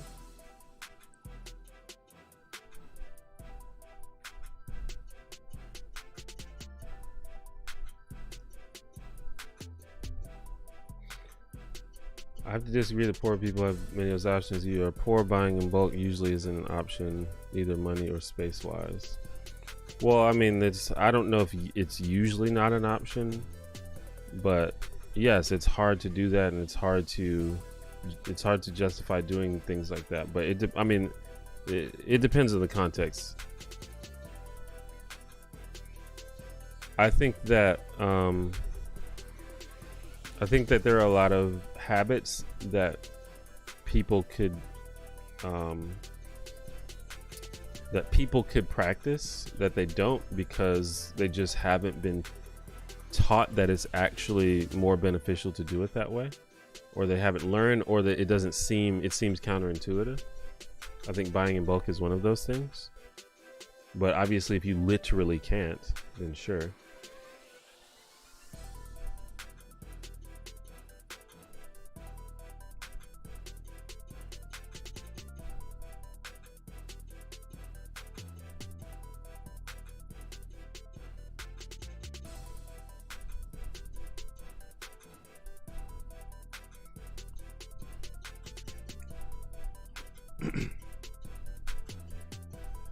Are prisons obsolete? I've actually been thinking about that recently. I feel like prisons might be obsolete. I was thinking recently, because I was going to do a video about prison labor, I think. And then as I was doing more research, I was like, what even is the point of prison? I don't even understand what the point of it is at this point, because it doesn't, like, I mean, you can argue that removing criminals from society might be useful to society, but there are so many non-violent criminals in prison, and then prison doesn't reform people, so they take people off the streets, and then many of them just get released back into society with no rehabilitation whatsoever. So it's like, what was even the point? I don't know. I'm not sure of the answer of that, but I have been thinking about that recently. Am I looking for love? I have a lot of love in my life already, so I don't need to look for it. Under duress to buy a lottery ticket. Can you imagine if you are struggling,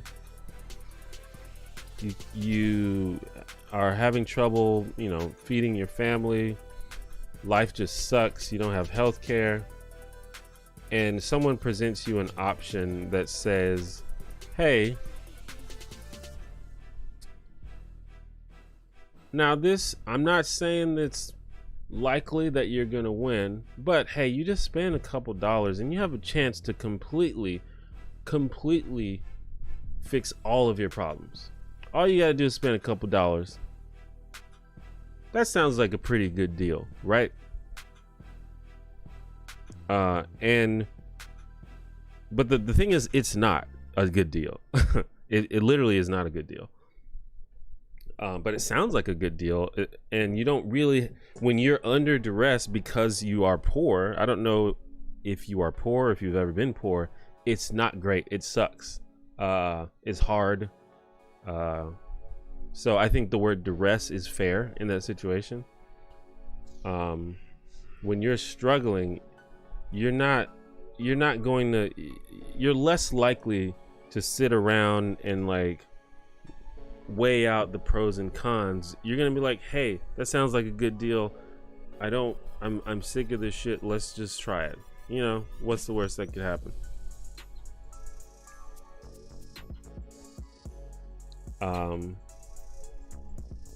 Now, if you're rich, for example, say you're not even rich, say you're just well off, say you're like middle class, upper middle class, you're doing fine. And then someone comes up to you with a similar deal. It's like, hey, spend a couple dollars, and then if you do that, you could be rich. But there's a low chance of it happening, but hey, it might happen. Just spend a couple dollars. A person who's doing well, they actually can think about it and be like, well, I'm fine, and I like it seems a bit irrational for me to pay money for something that is unlikely to give me a return. I really have no reason to do this. Like it's more obvious that it's a bad deal if you're already well off.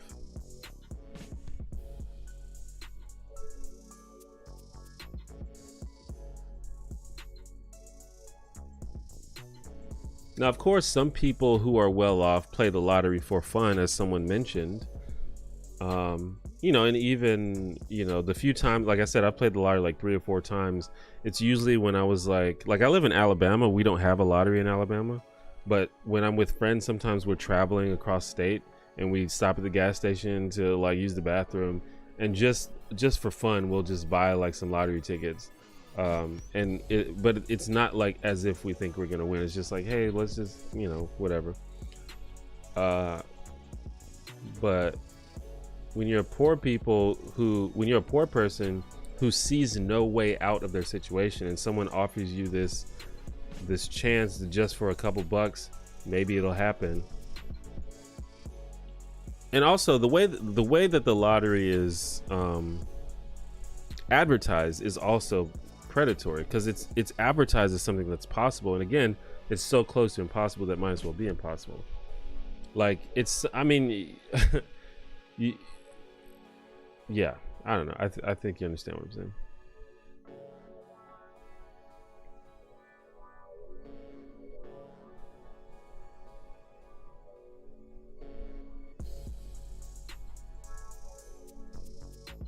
The odds of winning the lottery are greater than being an astronaut that goes to space. Well, no, see, you said 2 different things. You said an astronaut that goes to space and an astronaut. It's 2 different things.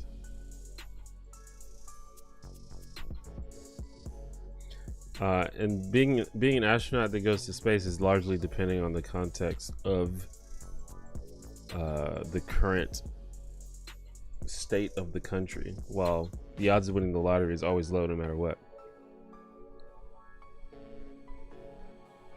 The lottery pays for education. It does sometimes. I made a whole video about the lottery. The lottery pays for education sometimes, usually it doesn't. But yeah, that's one of the main arguments that people use in favor of the lottery. Also, even if it does pay for education, I don't think that poor people should have to fund education.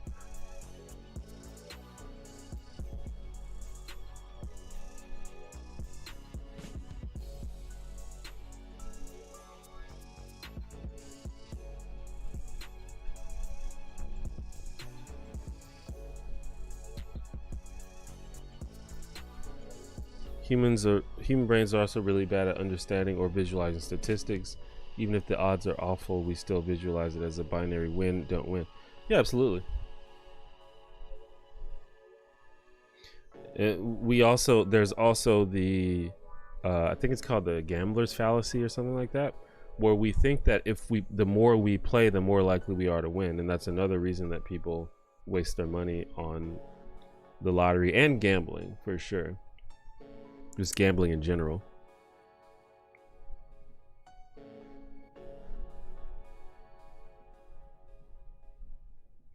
Is there anything you're looking forward to doing once the pandemic has died down?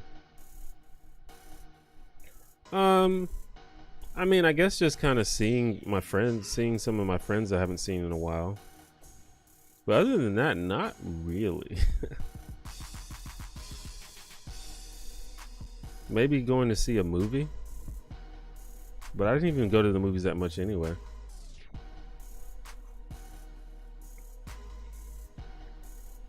I just have to say that I really appreciate your videos. You really make people think and you share a unique perspective. Thank you very much. I appreciate that.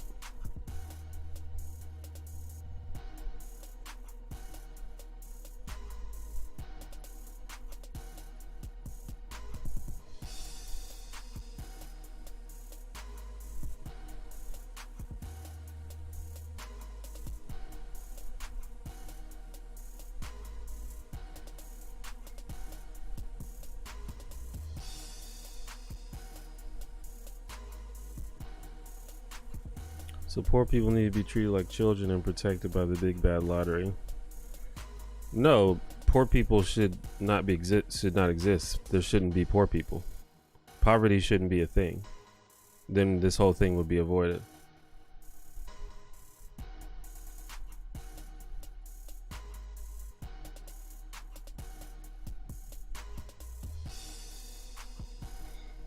It's not really about being treated like children. I don't even really, that's kind of a non sequitur. I'm not even sure what you're talking about. Like, I feel like it shouldn't be controversial to say that industry shouldn't prey on poor people.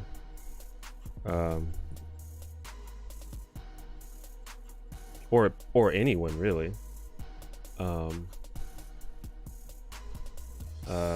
I feel like defending predatory business practices is not a good look, but I mean, you do you.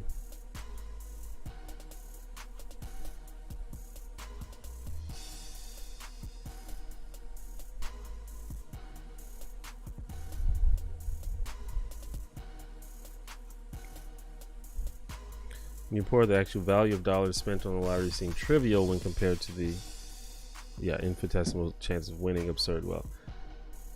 Exactly, yeah. And again, I am not arguing against personal responsibility. I think people should learn how to be responsible with money and learn to visualize bad deals. But again, at the same time, you gotta understand where people are coming from. It's just like basic compassion for other human beings, is understanding why people make certain decisions and why and how people are pressured into making those decisions.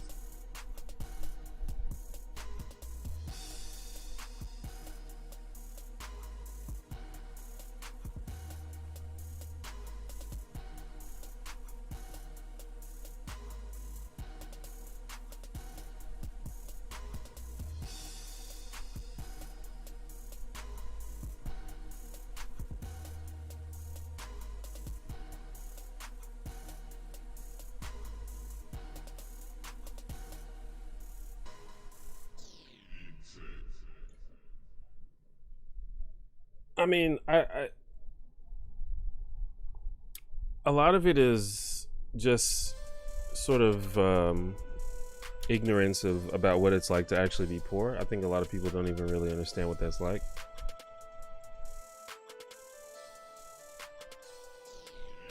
But really, the like, as I said before, the solution is to eliminate poverty. That's really the main problem.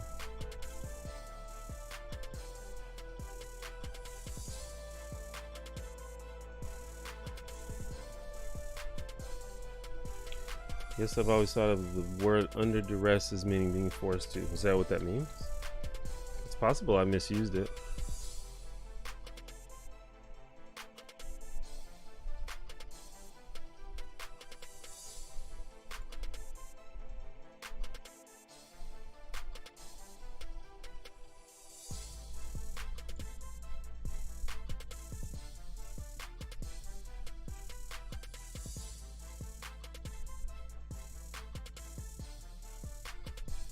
I mean,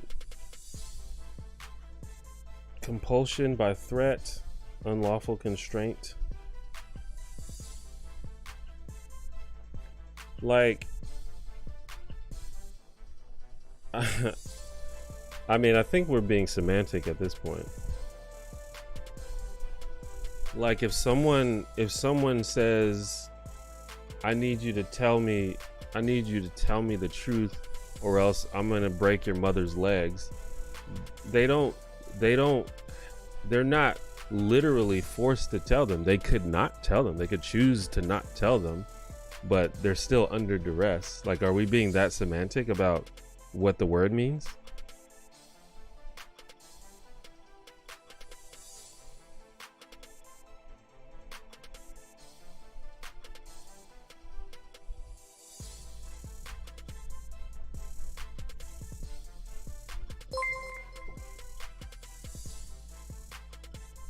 Jason Rushing, thank you for becoming a homie.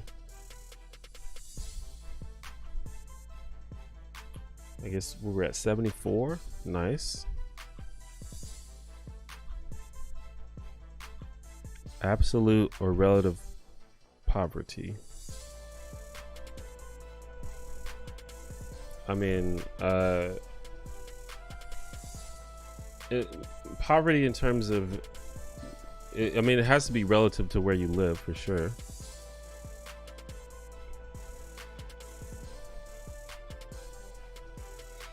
Yeah, Daniel, I was gonna say that I'm not even sure that it is more likely to win the lottery than to be an astronaut that goes to space.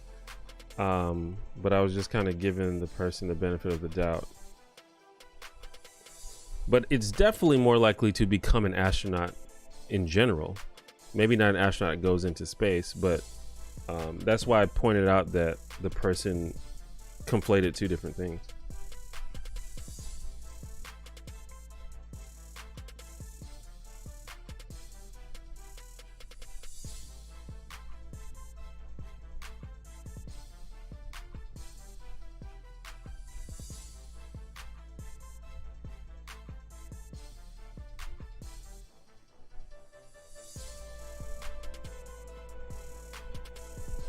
Yeah, I get I don't know, this a lot of times it's hard to have these conversations because it's very clear that people have this sort of dismissive attitude towards poor people, and so it's clear that we're not having an objective conversation because people already have a bias against poor people.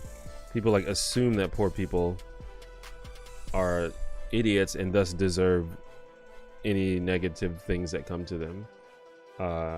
And it's like, well, if you already believe that off the top, then how can we ever have a conversation about anything? How to get rid of relative poverty? By just giving poor people more resources and money.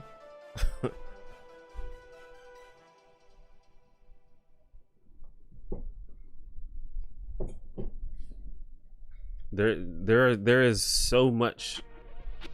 There are so many resources and so much wealth in the world that is held by a very small number of people. It's just dumb that that's the way it is.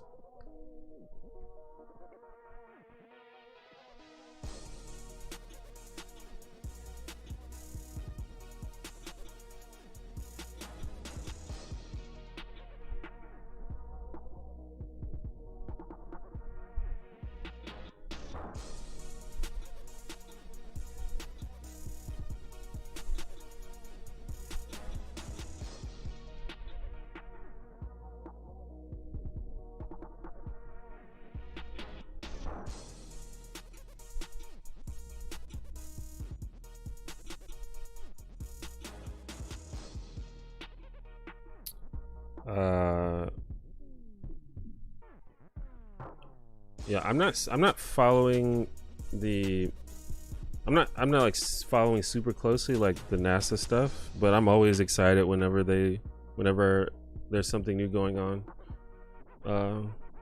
with like the Mars rover and stuff like that.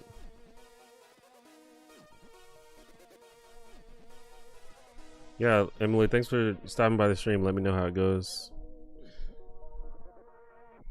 It is definitely possible for someone to be poor and also have shitty ideas about poor people. Just like it's possible to be black and have shitty ideas about black people. And it's possible to be a woman and have shitty ideas about women.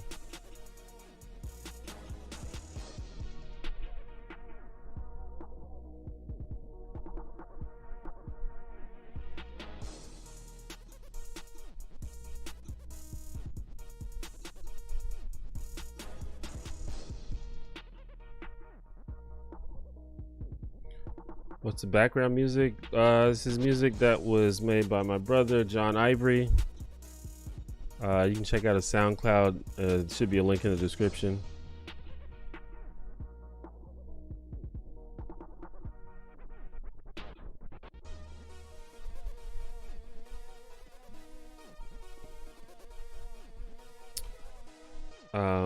Favorite genre of music?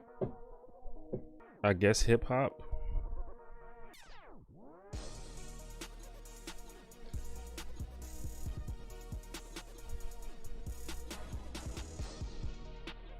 Sometimes people inside a group can have the most shittiest ideas about people in the same group.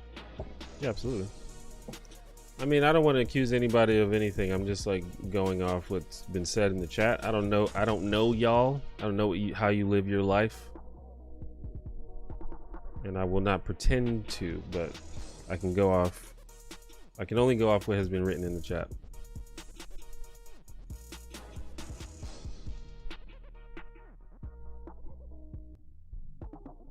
Discover your channel today and already watched 6 videos in a row. I love them. Keep up the good work. I appreciate that. It's supposed to be a revolutionary mission since it's the first to include an aerial drone. Okay. I might look that up. Actually, that sounds cool.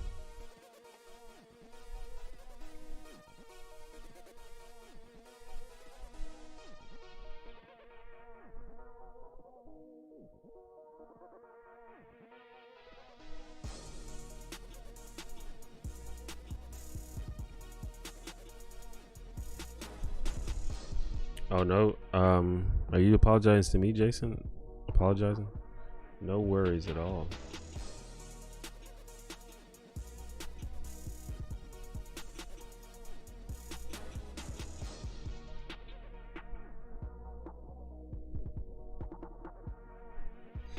I just think it's like, I mean, oh, we got a tip. I'm really scared of Donald Trump's Nazism as a Jew, and for black people. We must defeat capitalism and white supremacy. Thank you for the $5.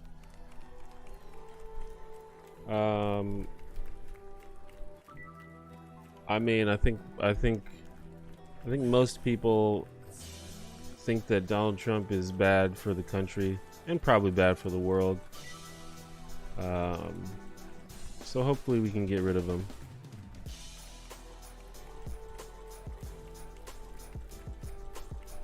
Yeah, like probably like one of the most annoying things to me is when people, it's sort of like the disdain that people have for the poor. Like when people say that the reason people are poor is because they're lazy or dumb or whatever. It's like one of my least, it's like one of the most annoying things. So I can get a little heated sometimes. Not that I have gotten heated in this conversation at all, but it is, I just hear it so much, or some version of it. What are my thoughts on universal basic income? I think that UBI could work. First of all, and I say this all the time, if someone has an idea, like if we, for example, if in some, you know, weird alternate universe, the United States government came together and were like, let's try universal basic income, I would never fight against that. I would be like, let's try it, let's do it, let's see what happens. But I do think that it needs to be put in place with a lot of other things.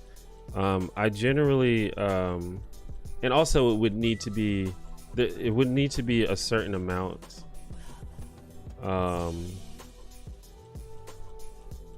before it meant anything, I feel like, because basically there are a lot of people want to use universal basic income as a means to stimulate the economy and not as a means to end poverty. And that's kind of where I become suspicious of UBI. This is why I wasn't a fan of Andrew Yang's UBI, because $1,000 a month is like close to nothing. I mean, it's obviously more than nothing, but it is nowhere near what's needed to actually bring people to the next level of a standard of living. So that kind of stuff I'm a little bit suspicious of. But for example, if you wanted to give people $6,000 a month, I'd be more into something like that. Christina became a homie. Thank you for supporting the channel. Thank you for becoming a homie.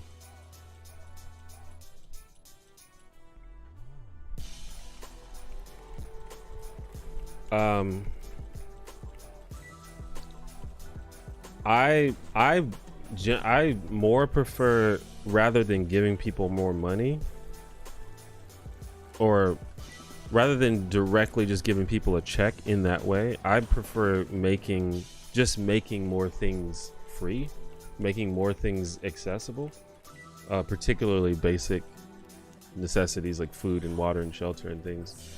So there doesn't even need to be an exchange of money.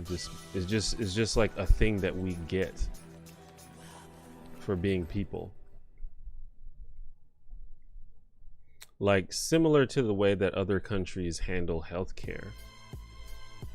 Like you just show up and you get it for the most part, you know. You don't have to be like, hey, I'm gonna go buy healthcare with this extra money I got. You just show up and it's there and you get it and then you go home and it's done. You know, I think that's how it should be for a lot of necessities.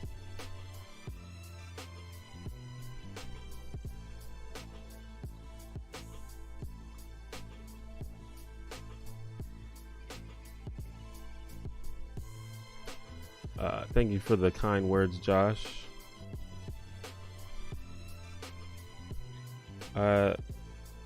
You didn't say poor people are dumb. No. But you said something similar to that, which made me think about that. So I'm not accusing you of saying that. But you said something in the same vein of that for sure. And it would be dishonest for you to claim that you didn't.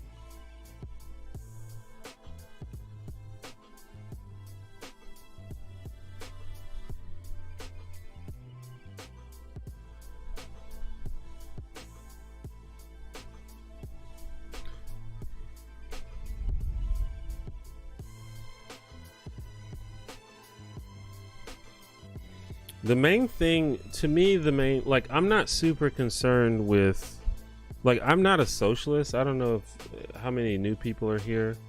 Like, I know that there's a lot of leftists that are fans of me, but I'm not really a socialist. So I'm not really concerned with making sure that everyone has the same amount of money. Like, I'm not worried about that. What I'm worried about is making sure that people don't die because they can't afford food or healthcare or shelter.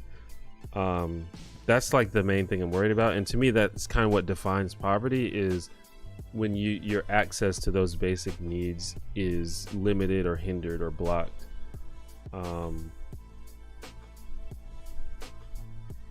So that's the thing that I'm worried about tackling, is making sure that those basic needs and necessities are easily accessible, and in my feelings, they should be free.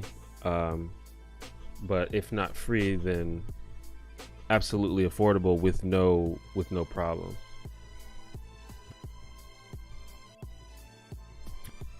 And that will probably, I mean, that costs money, and that will probably result in rich people being less rich for sure. But I'm not necessarily advocating for a direct transfer from the rich to the poor in terms of actual dollars.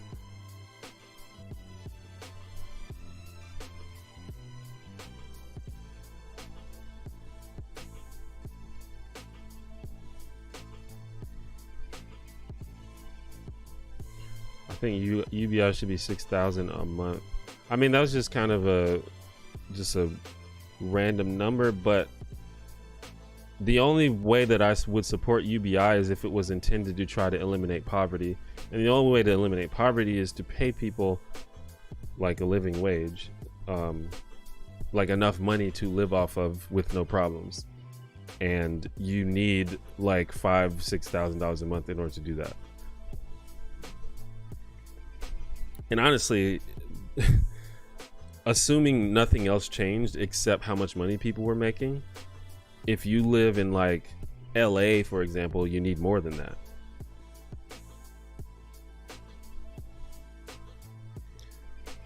All right, Christina, thanks for dropping by. Thanks for becoming a member.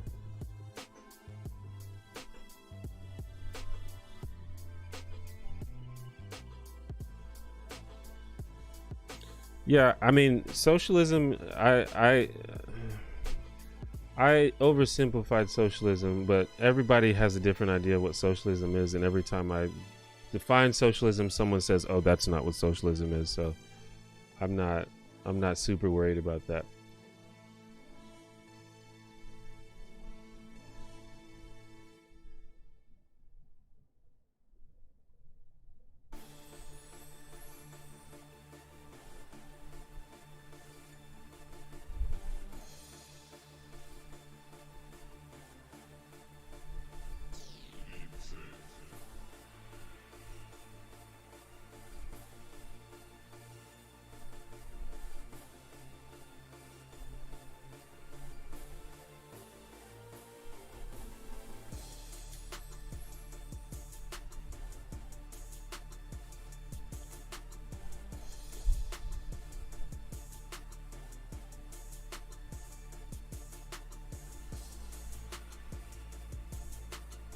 It is definitely false that no socialist wants everyone to have the same amount of money, or, you know, basically equality in terms of access to resources.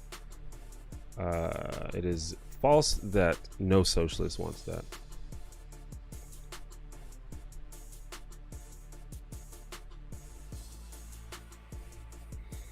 But I definitely do not want to go down this line of conversation, because this socialism,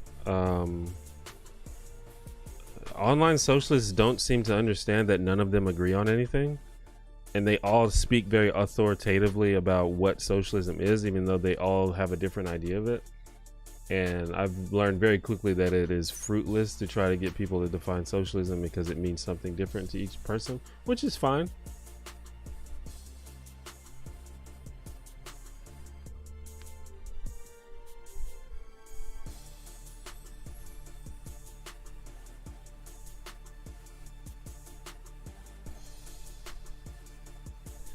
Why has socialism, communism, anarchism become intertwined with the online social justice movement?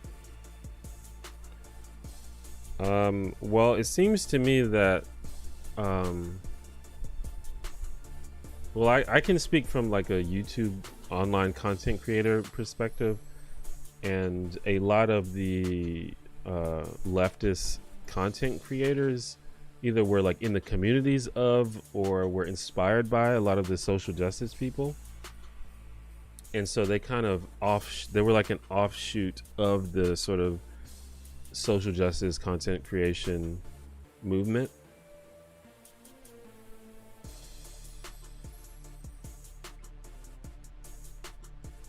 And in many ways, you could argue that they tried to co-opt the social justice movement. But probably depends on who you ask.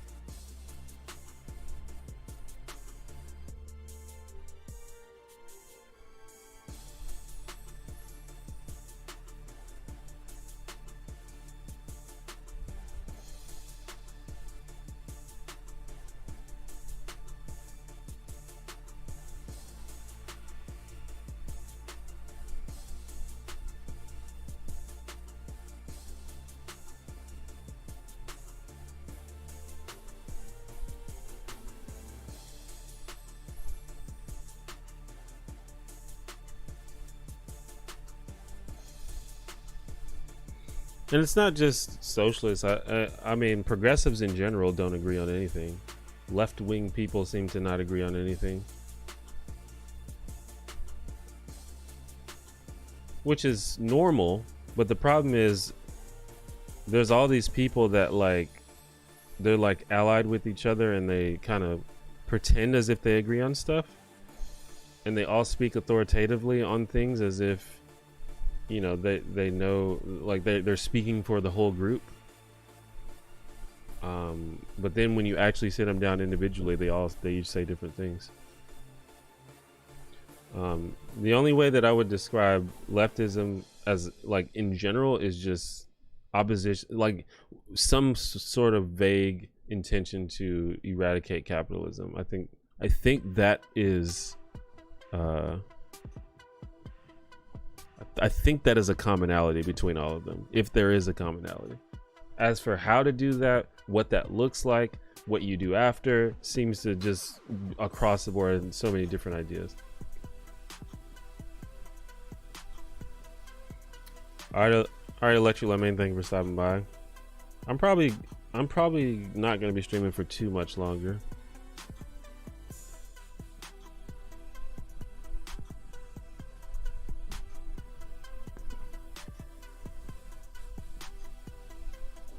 But any of these changes or reforms can't be done on their own. There has to be other things done.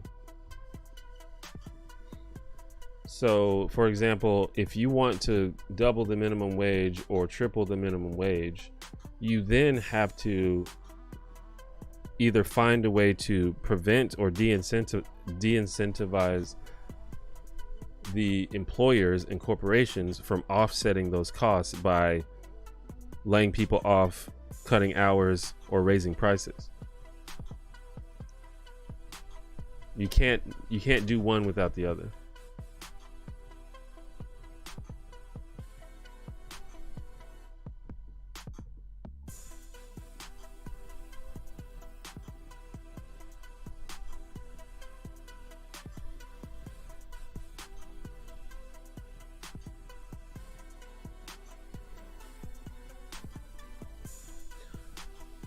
I agree with you, Imperial Civil Protection Service. I generally think that economic theory is very complicated, and most people who claim to have a grasp on it probably don't. And that's one of the reasons why I don't talk about it that much, because I don't necessarily think I'm smart. When I talk about economics, I mainly talk in a philosophical, moral sense, and also like a very practical sense. But like I said, I'd be willing to support anything that seems genuinely designed to help people and make the world better and to reduce suffering, even if it wasn't my idea. But I can talk about the ideas that I like and the ideas that I wish that we could do and find a way to figure out. That's one of the reasons why I am not an anti-capitalist, because there are aspects of capitalism that I like, and I think that if we found a way to make them work, then that would be good. But again, if we, at the end of the day, if someone's like, hey, we got to get rid of all that stuff in order for things to work, then I'd be like, let's give it a try, see what happens. Unfortunately, the conversations don't often go like that, but you know, that's the internet for you.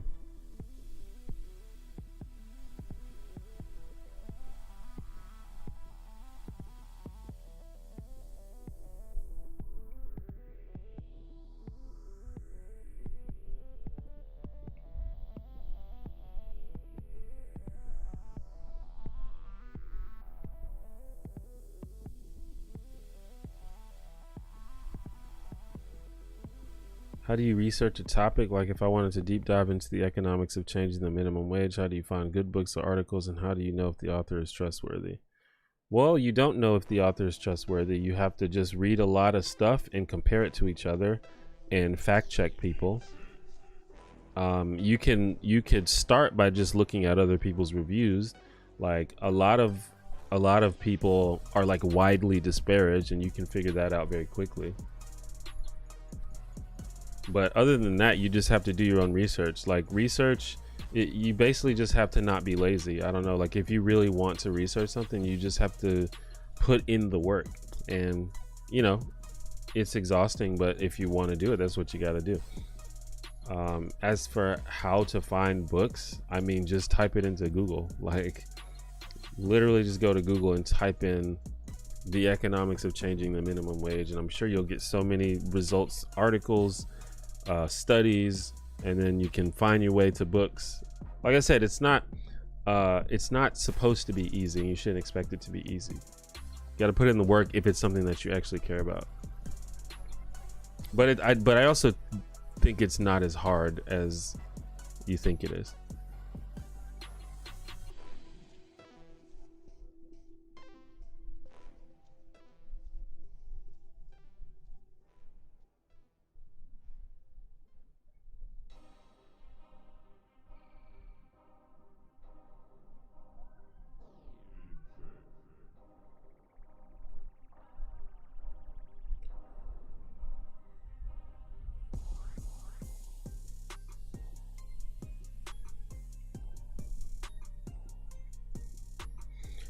I think also the problem is just we've got just a bunch of people on the internet who are just kind of, and this happens with a lot of things, but it's just like a lot of people on the internet, often younger people, who just kind of don't know what the fuck they're talking about, but you know, they've found like a team that sounds cool to them, and so they just mouth off about it all the time. And I don't mean to accuse anyone here of that, but it happens.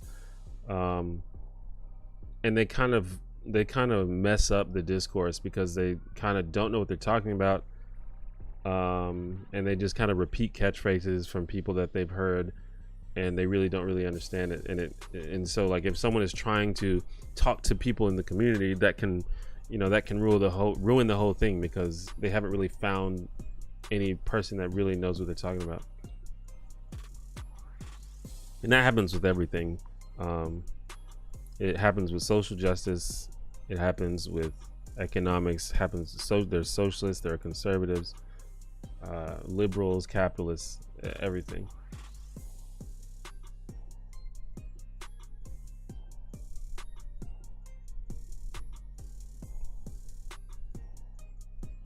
Am I considering more school? Unlikely. What do I want to do in the long run? I don't know, but probably something related to what I'm doing now.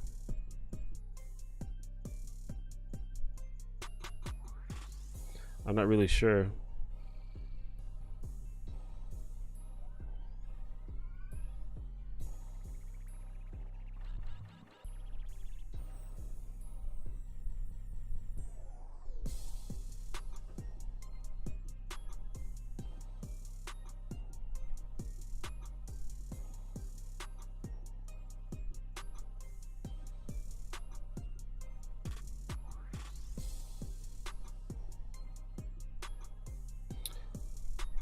I think I'll probably stream for about 15-20 more minutes, and then we can go ahead and shut it down.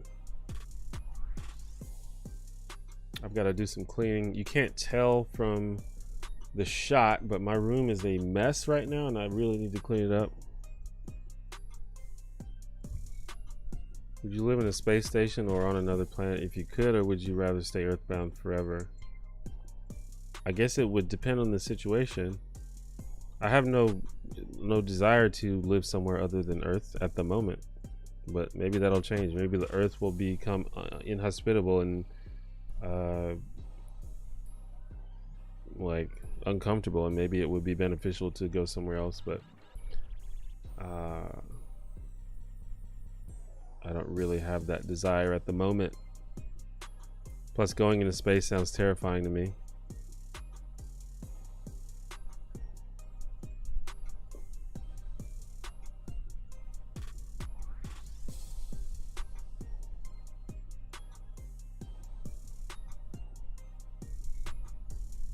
Following Jordan Peterson's advice, I see. Yeah, Jordan Peterson's incredibly basic advice. Clean your room.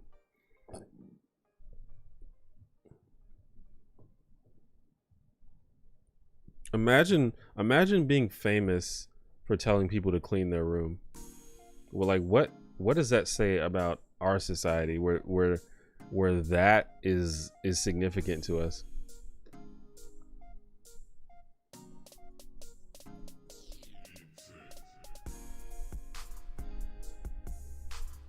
It'd be just like swimming, only with no water or gravity or sound or air to breathe.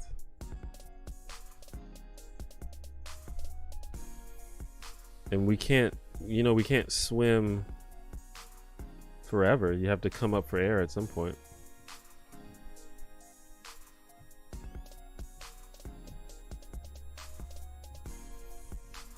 But you can't come up for air in space.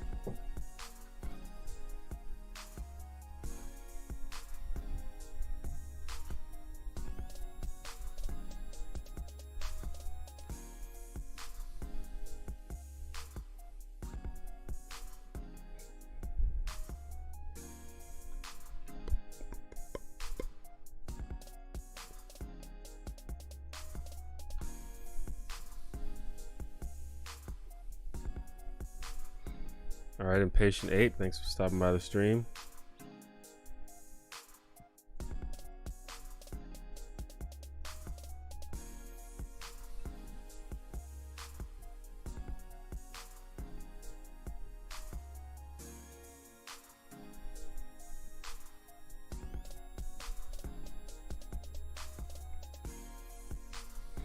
I'm also kind of hungry,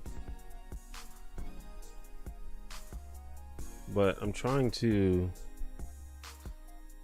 do some intermittent fasting. So I want to try to wait before I actually eat. I love my comments so stupid that he ignores them entirely half the time. Have I ignored a lot of your comments? I don't know, some comments just seem like they don't really warrant a response. Not because they're stupid, but because they're not, like, I don't know, they're not questions or open-ended comments.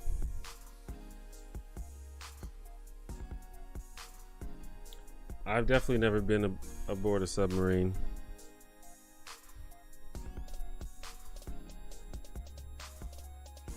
I do need to clean my room. Like, I don't even remember what Jordan Peterson's reasoning for telling people to clean their room was. But I feel like having a clean living space is like an important part of positive mental health. Like, you just feel so much happier when your space is clean and not and decluttered. At least I do. Maybe that doesn't apply to everyone. Like, it, especially if you've gotten used to like living in a mess, like once you clean it up, you just feel better about yourself.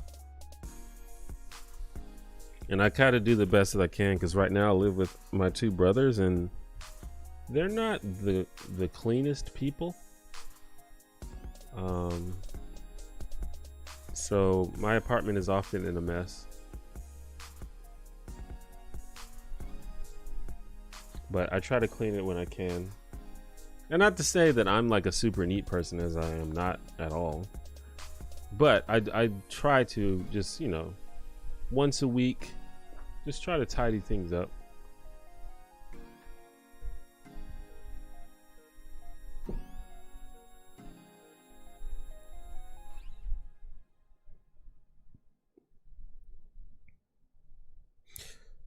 I mean, Earth is pretty scary. I'm not gonna doubt that. But honestly, the reason that Earth is scary is because of humans. So, assuming like we traveled and colonized other planets, humans would be there too.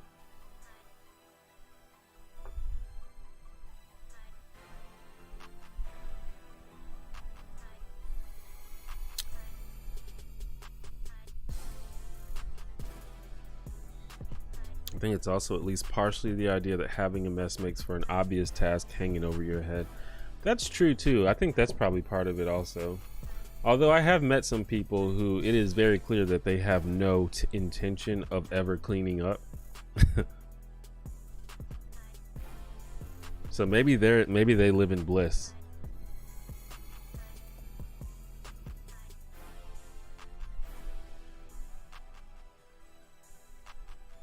Pretty sure thunderstorms, earthquakes, and hurricanes are much scarier than humans.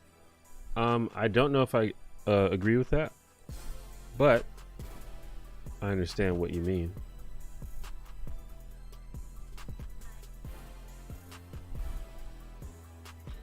How do you think the election will go? You think Trump could succeed in stealing the election? I mean, I think that Trump could succeed in winning the election fair and square. Well, not fair, because Republicans kind of always suppress votes a little bit. But do I think Trump could win? Yes. I have no idea about how it's going to go. Trump has defied all prediction, all practicality, all reason. I do not know how to predict what's going to happen with Trump.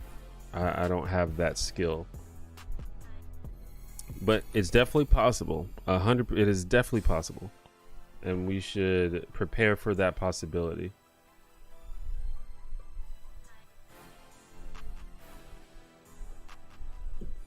I've never been to China. No, I think it's supposed to put you into the be productive mode. What, having a messy room? Oh. Yeah, I don't know. JP's such a big baby. He's also way too comfortable speaking authoritatively outside his field. I think that is something that I think that is a problem that a lot of smart people have. People who are intelligent in one way often assume that they're intelligent in all ways, and that's something that I try to think about a lot. I mean, I think I'm a pretty smart person. I don't know if I'm super smart. In fact, I feel like I'm getting dumber over time, but like, I feel like I was really smart like just after high school, and then I just got dumber slowly over time. But I try very carefully to not speak on things that I don't know anything about, which is a lot of things. And honestly, I think it is harmful to my brand, but it's also authentic, because I think that smart public figures are sort of expected to know everything. So in some ways, it's not necessarily Jordan Peterson's fault. I think he just expected to know everything, and so he has formed an opinion on everything. Now he does seem kind of smug about everything that he talks about, so I don't know, maybe it is his fault. But I get asked questions sometimes, and it's probably happened on the stream a couple times, where it's like, I don't know. I really don't know. I just don't know how that works or how that's going to happen. And I think that sometimes catches people off guard, because as these public figures, as this guy with hundreds of thousands of people watching my videos, it's like, surely he knows everything, or maybe not that, but surely he has thought about everything. Surely he has studied everything. But it's like, no, I really haven't. There's a lot of shit that I don't know anything about.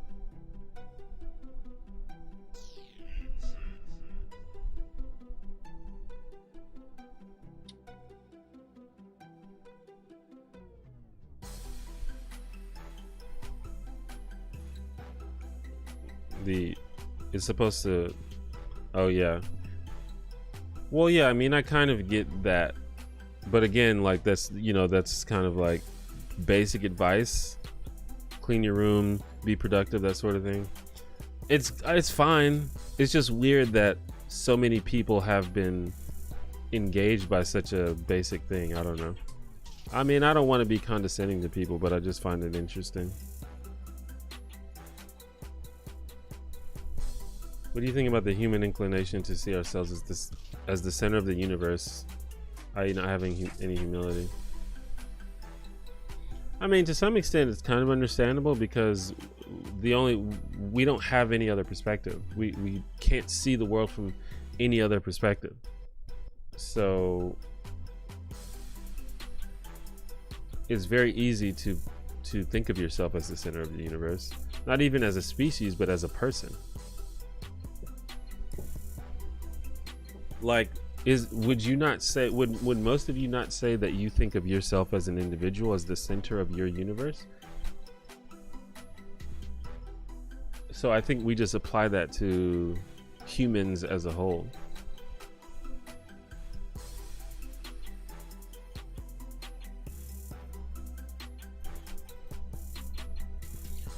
Is it part of getting older? Do we just realize how much we don't know as we get older? Well, that could be part of it. I think we also just are learning things at a slower rate now. I mean, I don't know your history, but I mean, I went to school for like 19 years. So I was constantly learning new things literally every day. And then they just threw me out into the world and be like, I guess we're done teaching you stuff. Good luck. And I've tried to like recapture learning, and I think that the fact that I do what I do for a living allows me to learn stuff, but it's not nearly the same rate as when I was younger. And also sometimes I spend all day fucking playing video games, or all day, you know, watching sports and hanging out with friends and getting drunk. No learning involved. Like, that never used to happen when I was younger.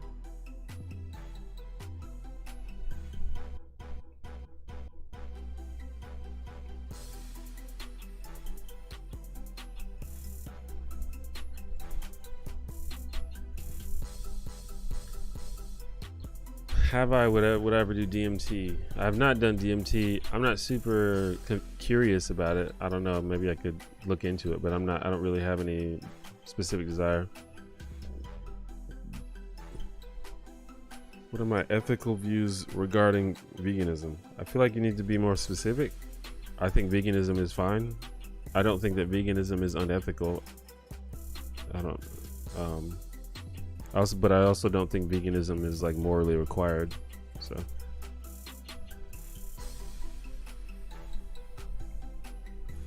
you really think Latinx is a good word? In my opinion, it's bad because it doesn't really respect the Spanish language and it's difficult to even pronounce properly in Spanish. My impression about Latinx was that it was for people who aren't Spanish to refer to Spanish people. I didn't think of it as a word that was meant for Spanish people. So that that's why that argument was always weird to me.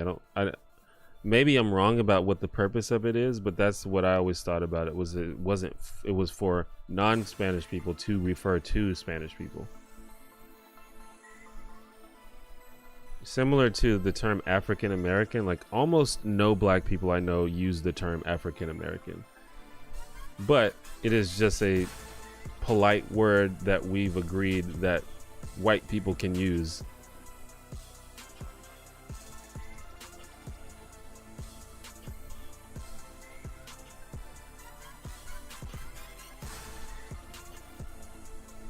But from what I understand, a lot of people who are Spanish use Latine.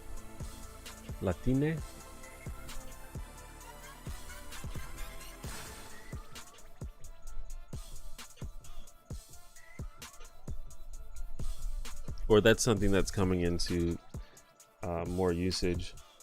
I don't know. I'm keeping my ear to the ground. I'm trying to figure out what people think. I know that in English, I am very concerned with not assuming gender and being gender neutral when possible.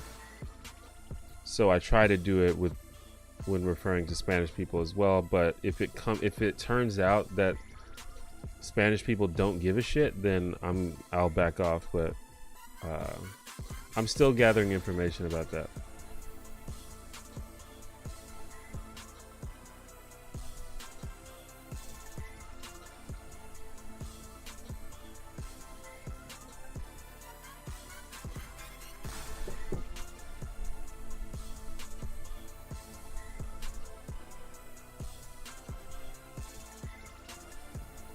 tend to think of myself as average in all things, and it creates huge blind spots for myself.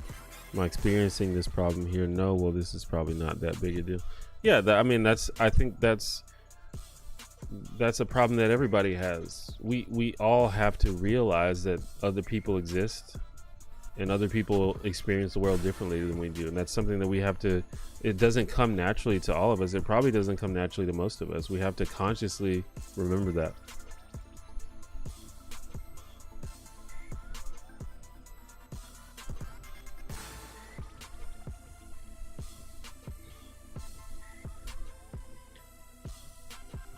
I think that the fact that well, Spanish is not a masculine language. That's not correct.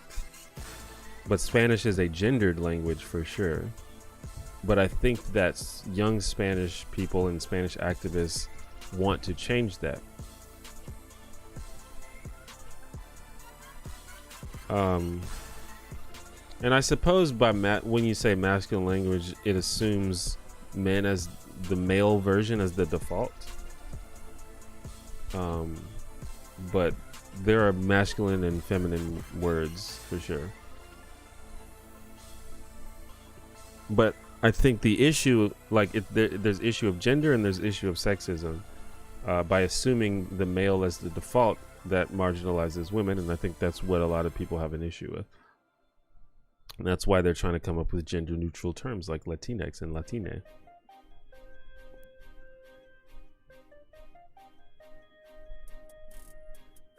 But again, maybe people are okay with the assumption of masculine, or with the masculine term being the default. I'm not sure. It seems like people are moving against that, moving away from that sort of thing. It is certainly moving away from it in English, I can tell you that.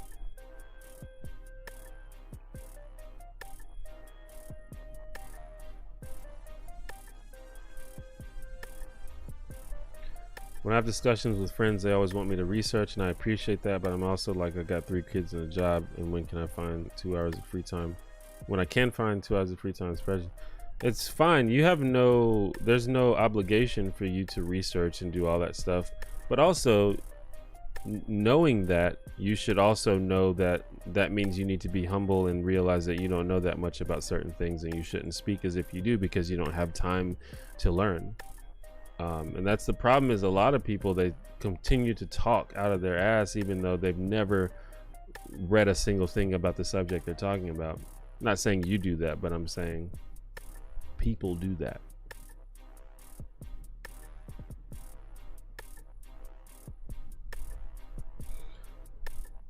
Yeah, the term African American has always baffled me because we don't refer to white people as European Americans, we just call them white people.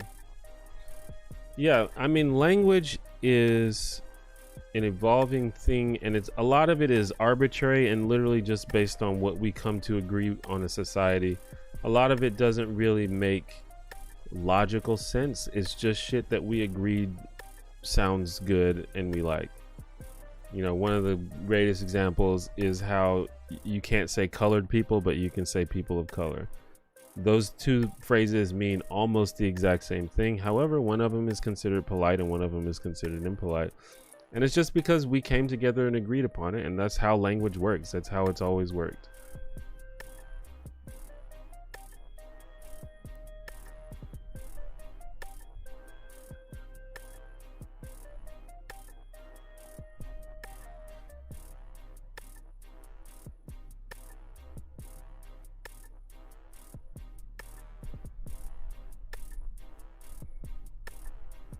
But also some people specifically don't identify as African American, and that's also fine too. And I'm sure that they'll politely correct you if you call them that, and that's fine. But I think there's value in giving people who don't belong to a group a polite way to refer to them. And I think that we do this all the time. And we continue to evolve on this.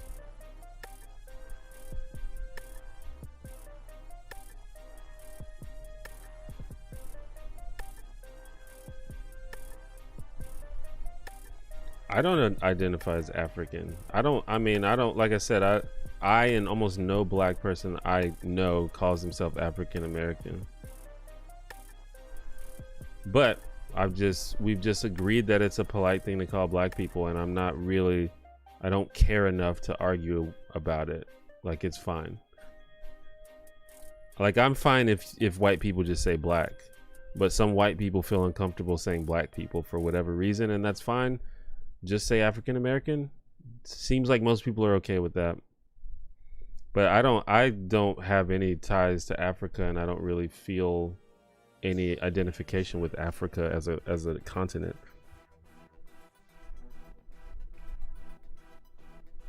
Never been there.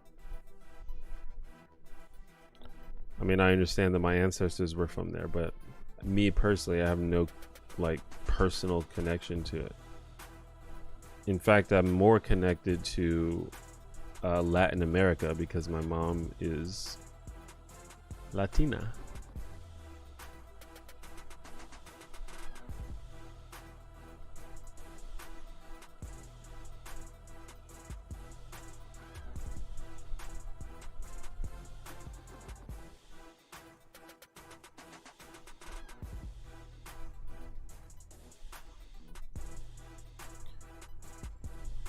I just want to say this chat stream is awesome. It's rare to see such civility and talks about such subjects these days. Thank you all for being you.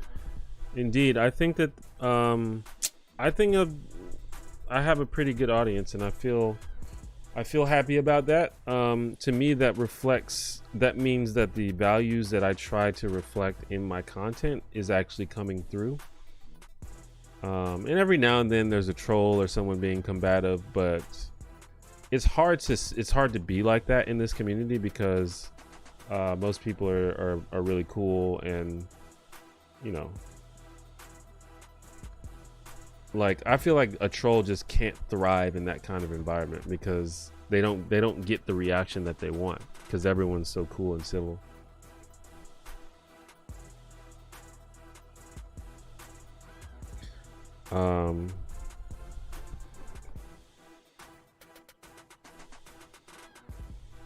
But yeah, I am going to go ahead and end the stream.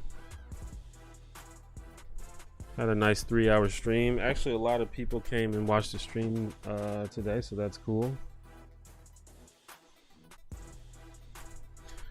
But as I mentioned, for those that don't know,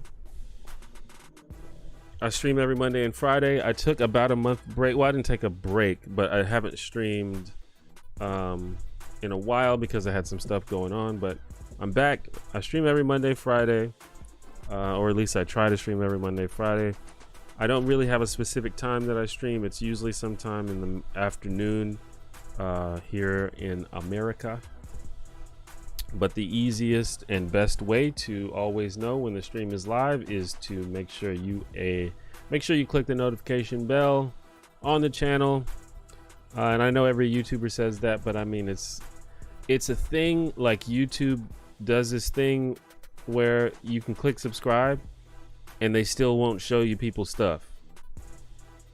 YouTube's weird. The only way that they will actually show you for sure is if you click the notification bell, and that's why every YouTuber wants you to do it. But if you don't want to do it, that's fine too. I don't have everyone I'm subscribed to. I don't have the bell clicked on everyone. I feel ya. But I'm just saying that's the best way to never miss a stream.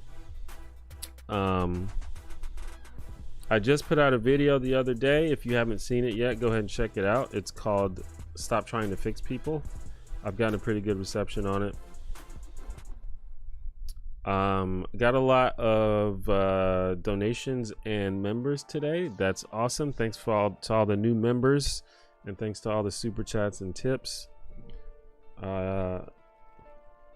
You guys are amazing for sure. Also, if you are into Discord, I have a Discord server where viewers of the channel and other friends and other homies just hang out and chill and have chats just like this, except you don't have to wait for me to be live to do it. You can just go chill on the Discord. Just go to theonejanitor.com/Discord. and you can check it out there. And I'm fairly active on the Discord, depending. Sometimes I am, sometimes I'm not, but most of the time I'm around, so it's a good place to talk to me. Probably the best place to actually talk to me is the Discord. But yeah, also, if you would like to watch a replay of this stream or past streams, there is a playlist. There's a link to the playlist in the description below, or you can go to my channel page and you can see the playlist there. But that's the only way you can see it, is through the playlist, because all the videos are unlisted. But yeah, there you go. Thank you for watching the stream. Thanks for all the kind words. I hope you all have a good rest of your day and a good rest of the week. Okay, bye-bye.